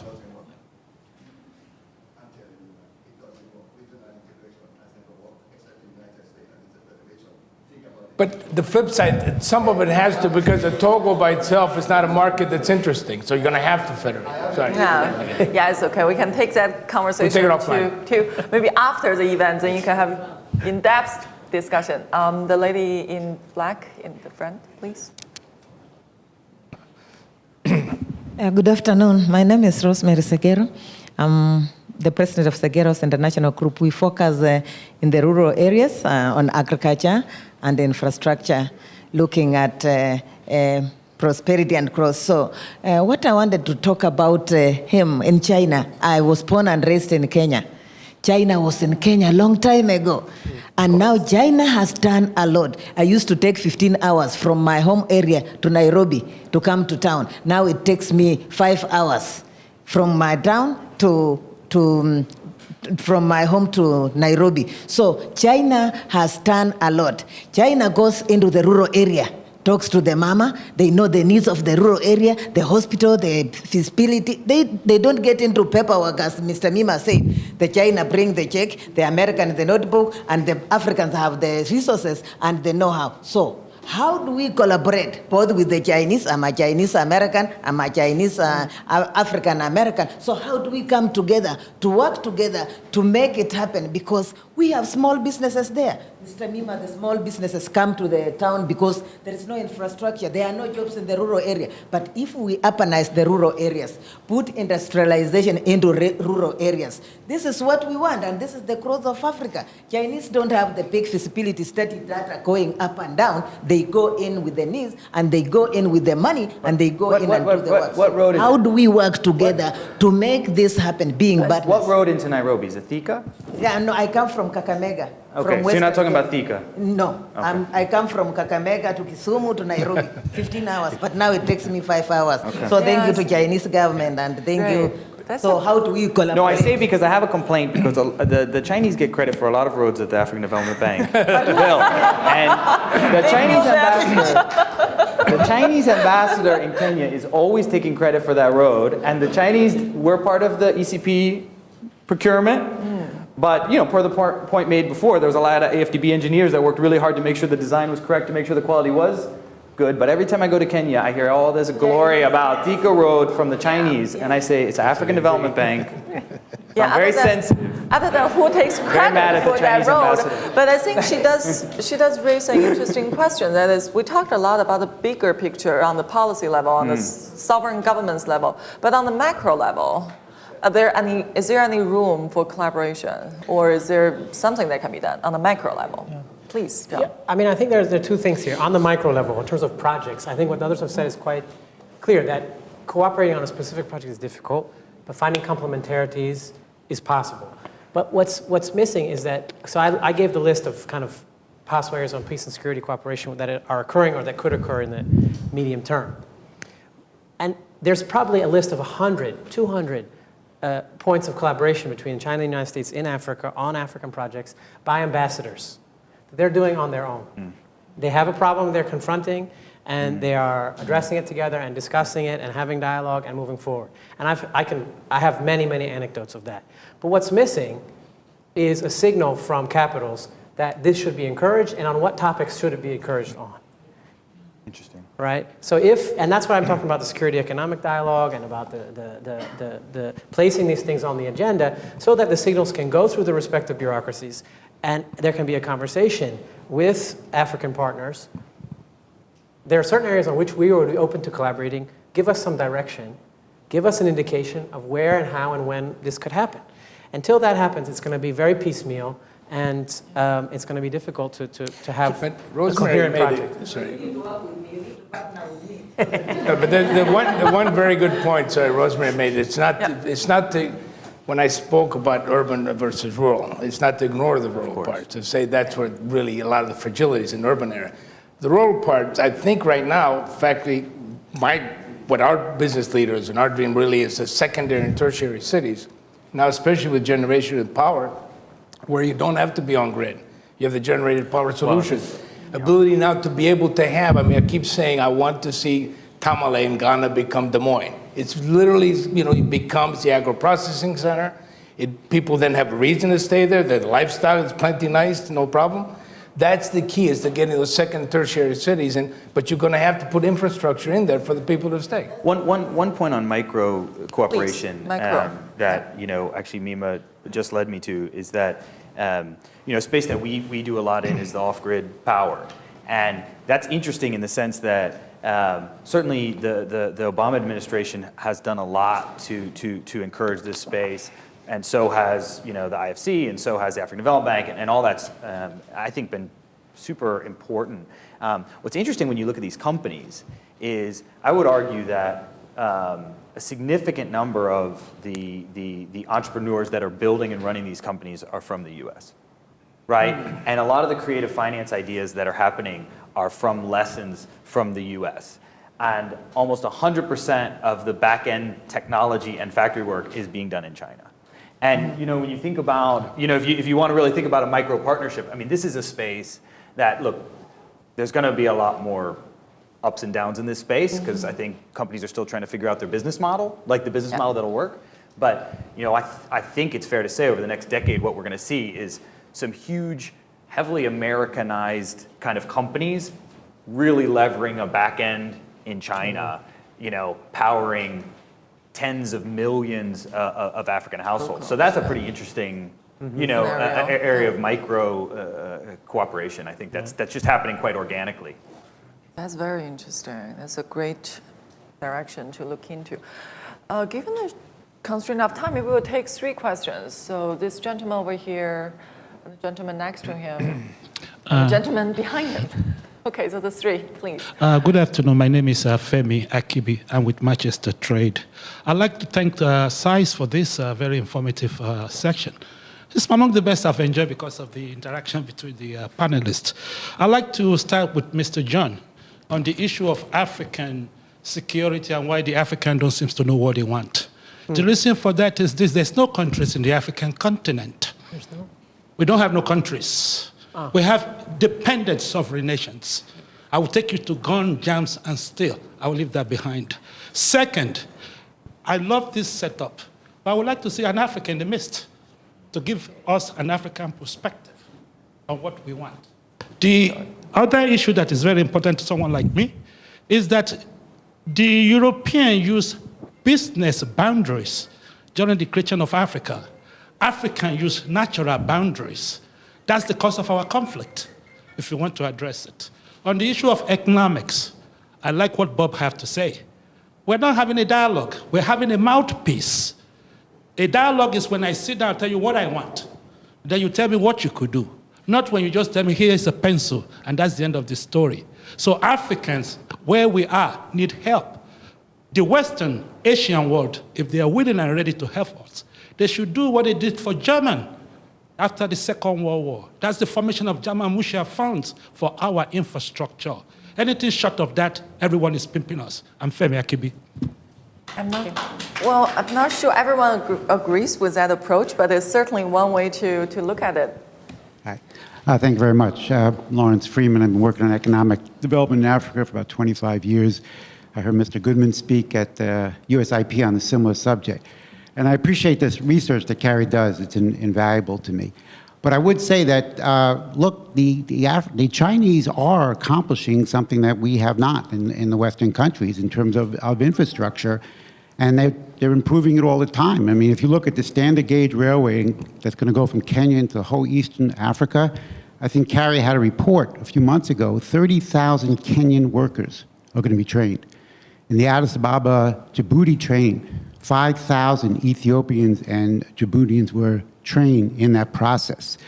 This is changing the continent, and I think that the Mima's suggestions on economic and security being related, this is crucial.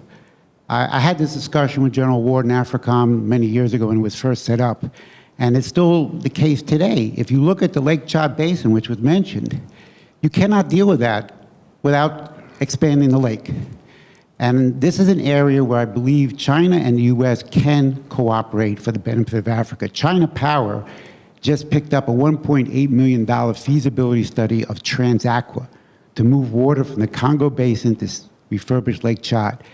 If the U.S. would join with them, this would change the lives maybe for 50 million Africans in the basin. And I know General Bahari, President Bahari I spoke to, already agrees with this.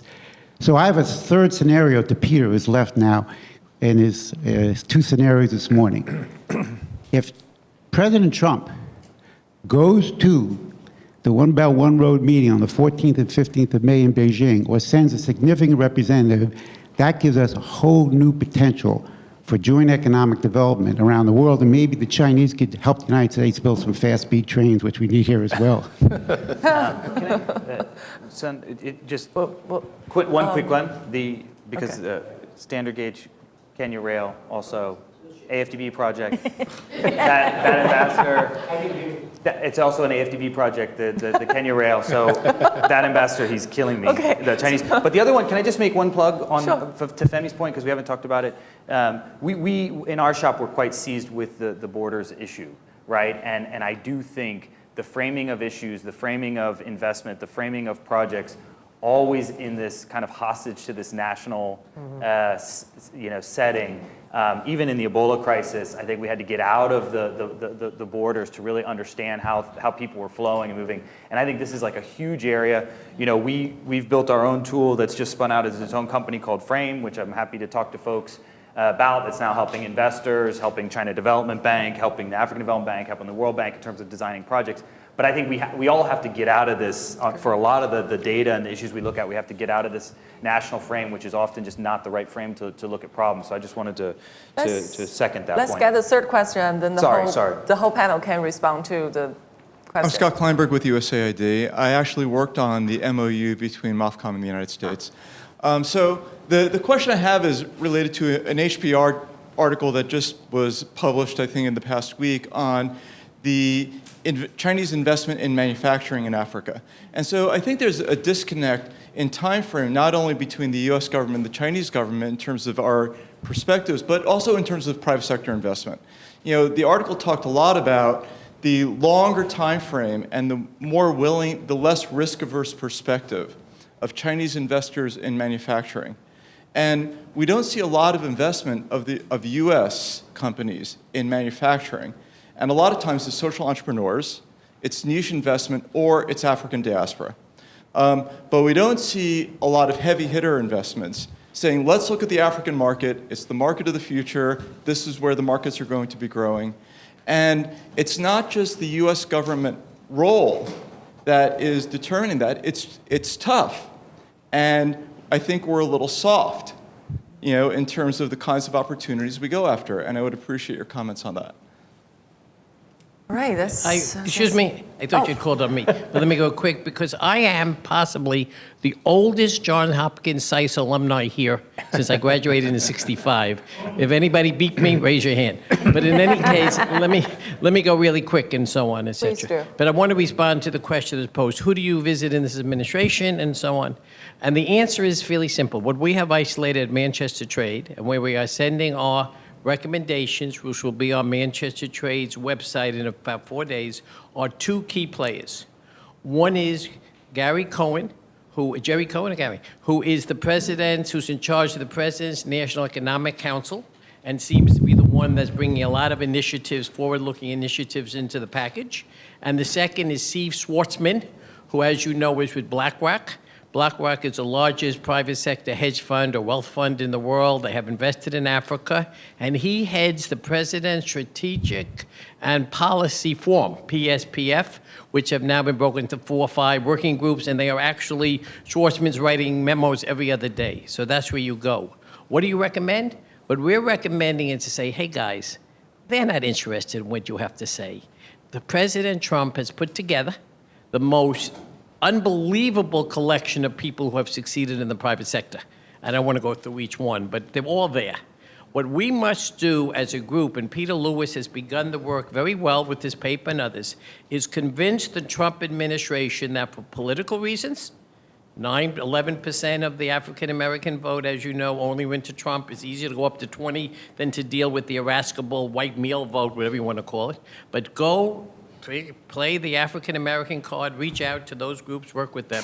But 2, what we need is for these people who have all succeeded in business, in the cabinet, the advisors, the senior White House staff, to put together an agenda of how you get the private sector, because only the private sector in the U.S. that can work with or compete with China.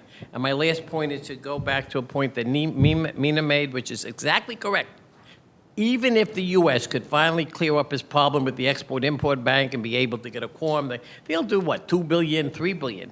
China does $100 billion in export financing and so on. So we really must rely on the private sector. I'm sorry for grabbing the microphone, but when you get old, your view is if you don't grab it, you're going to have Alzheimer's and not be with you.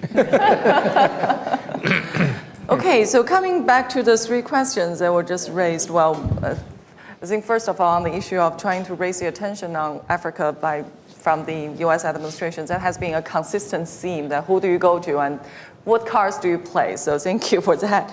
On the point that Africa needs help like Germany after World War II, on the issue of empowering the African population, and also the Chinese investment in manufacturing business. Our panelists, please feel free to jump in. Let me speak facts, because I think I'm second in line age-wise before I get Alzheimer's too. So, but on the whole issue of U.S. business interests, first of all, you got to recognize it's a small market. All right, I mean, it is. The next question gets to your federations and the borders and that. Is there's interest. Yeah, there's interest in Nigeria. There's an interest in Kenya. There's an interest in Ethiopia. What interest are you going to have in Togo or Benin? I mean, I love the places, but what interest business-wise?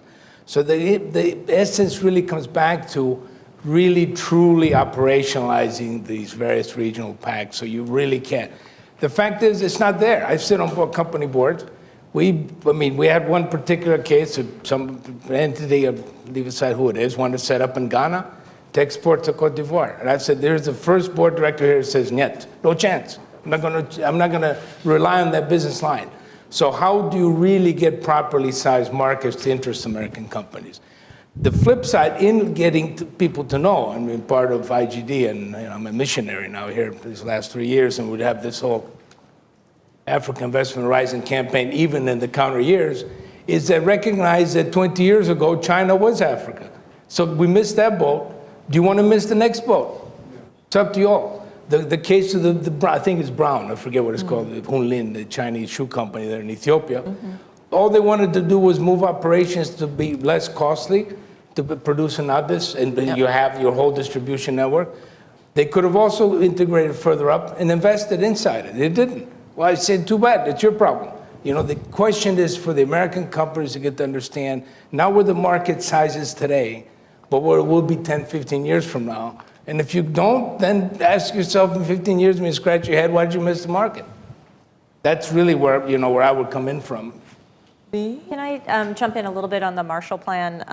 And I think that one of the things was really interesting, the comment about bits. I can't believe you mentioned it. You're teaching a class next year for me because we just had this bit discussion. But you know, after World War II, Europe went out and they basically entered into a lot of these investment agreements. It was a real focus on how to be able to get investment, and frankly, that's where OPIC was born as a result of that, and a lot of the other agencies is coming out of that. Power Africa was meant to be like that. It was basically bringing together all the US government agencies, trying to have them work together seamlessly, trying to be sort of the more innovative way of doing business. The decision was made just to focus on power, not to be all things to all people, and hope to be able to expand it in the future. So I think there was some really forward thinking with Power Africa, and I think it's something that we also have to look at because I'm concerned about where that's going to go in the future.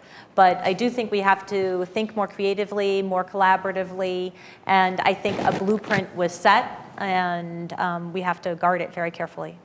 Bobby, please. Just on the on the manufacturing point, and to piggyback on what Lee said, because I think for those of us on the pitch on power, I think it's hard to argue that Power Africa hasn't made a big contribution.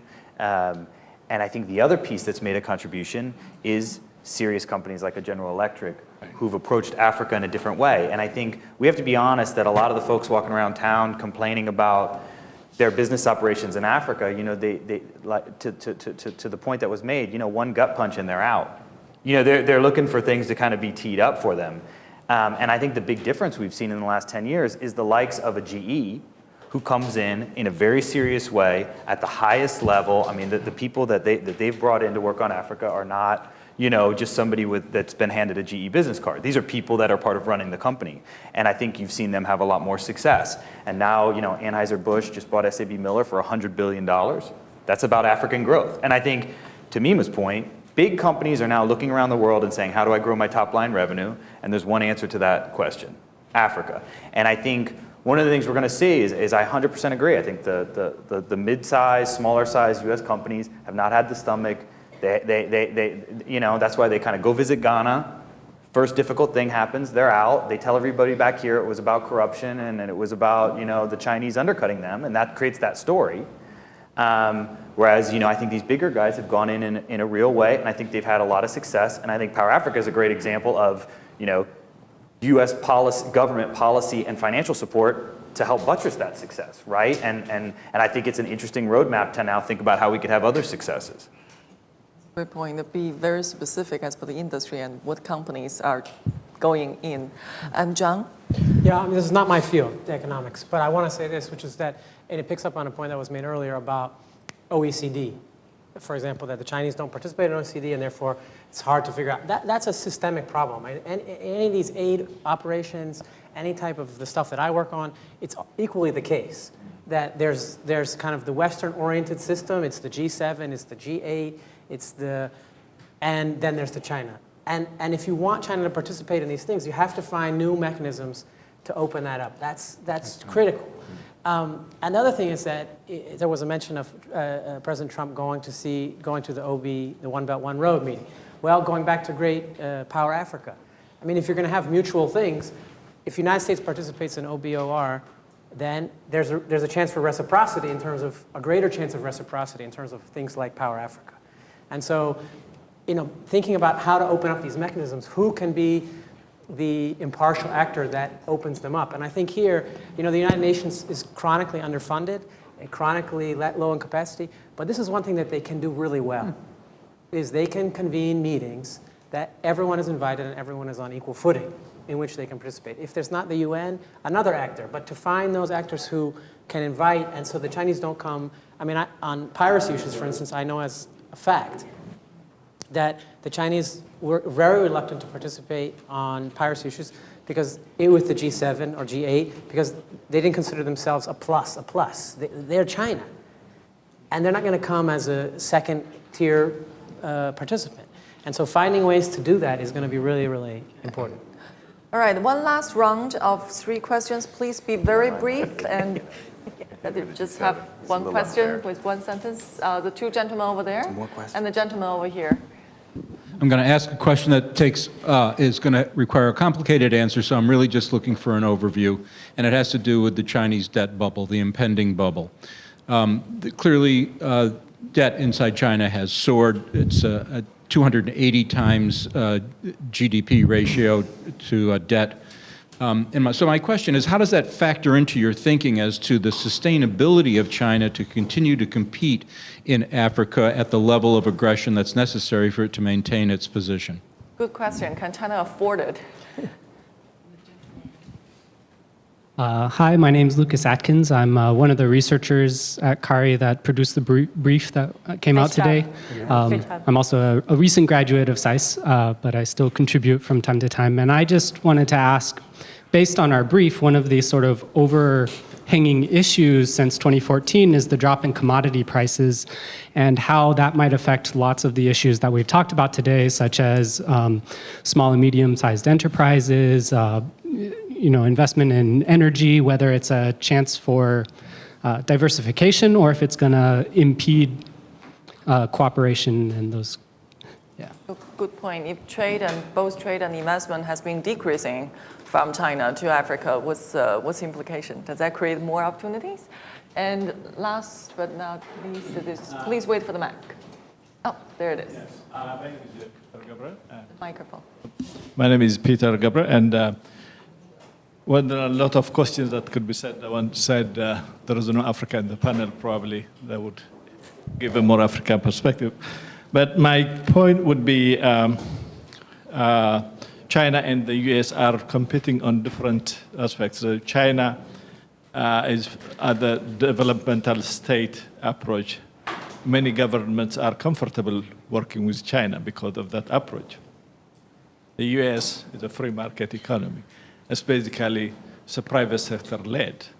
So are these 2 compatible strategies, and can the US win the market based on, because the more many African states now are kind of shifting towards a developmental state, which is the state is directly involved in many production activities, not only services. So your view on this, thank you. Back to the eternal question of political system and whether that's workable.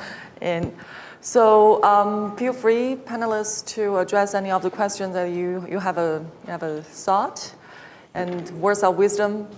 Last closing argument. Huh? First of all, you do have an African. I'm an imported American. My first 10 years were Ethiopia. So and I spent my whole life on the continent. That's why I wanted to bring up the point initially, because we really do need to hear the African business voice. And related to that, the issue, and Bobby made a very important point, the company's ability to take the gut punch, the first one, not step out. Now, obviously easier for bigger companies, but if you recall, I come out of Schaefer, it was a very small company. We took plenty of gut punches too. The key really becomes, for the U.S. SMEs, what has changed most dramatically in the African landscape, other than population growth and urbanization, is the level of African-born and bred SMEs that have come up in the last 10, 15 years. So you now have, as a U.S. small, medium-sized company, you have colleagues, partners, people you can make deals with, you can actually talk business with, that you couldn't back 20 years ago. They didn't exist. I mean, I always use again the case, because I come out of agro-industry, the poultry farmer coming out of Iowa, to whom was he or she to speak with 15 years ago? Private company didn't exist. Today, not only do you have the big Obasanjo farms, but CIPRA, Cote d'Ivoire, not only is a major poultry industry, but he's actually the head of the patronat, their chamber of industry. So you have now people to speak with. What ends up coming back, the ones that take the gut punch, is you have too many romantic investments going across Africa rather than serious American SMEs going and say, okay, let me look here. What's the business potential? What's the possibility? What's my market? What do I do? I need to speak with somebody. So I think part of our whole, change in narrative is this core, and is getting out into our own hinterland just to let people know that, hey guys, there are serious people you can be speaking with, and trying to figure out how to get that matchmaking going. Certainly do. We have 5 very serious people off the stage here to begin with. Yeah, and I can speak. I can attest, seeing Mima on the pitch. He's definitely taking gut punch, and he doesn't. He didn't leave.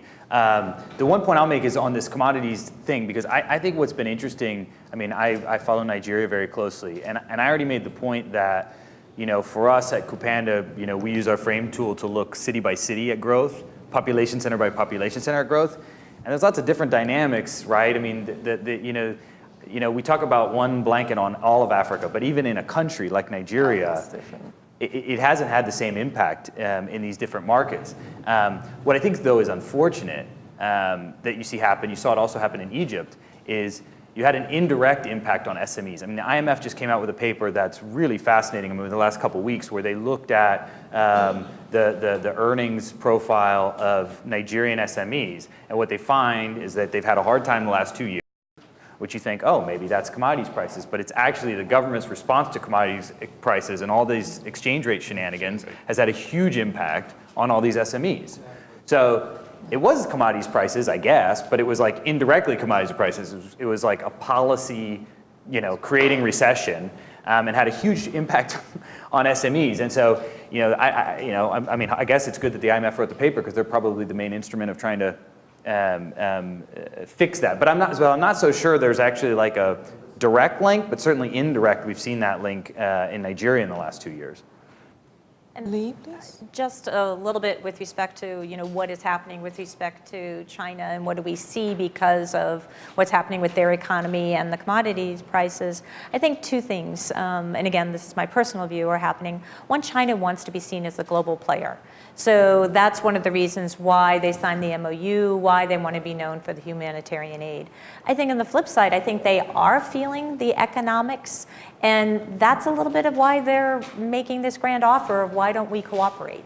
Let's try to do this together. They already have a plan, so let's all get into this together, because they can't afford it themselves. John, last words of wisdom? I'm good. I'm fine. You're good? Just on the issue of the viability, the commercial viability of the Chinese project, Belt and Road in China internally is seen as a campaign to absorb the excess capacity in the Chinese industries. So when they look at the Africa, I'm not entirely convinced that commercial viability is their first consideration if their priority is placed on absorbing their excess capacity. But that's just my 2 cents. Well, we covered a lot of grounds. We provided a lot of food for thoughts. There are new thinkings, creative suggestions, definitely people that we should target to pitch the policy options, and a lot of interesting avenues to pursue those dialogues as well. So thank you very much for our panelists for this intriguing discussion. We're actually not done yet. I have one question that came in remotely from the director of the China-Africa Research Initiative, Deborah Brodegom. Great. By the way, I'm Janet I'm the research manager here at CARI, the China-Africa Research Initiative. And Professor Brodegom says, if the future of cooperation needs to build on the lessons of the past, can any of the panelists share any examples of successful U.S.-China-Africa cooperation that haven't come up yet and specify the lessons that were learned? Oh yeah, that's a big one.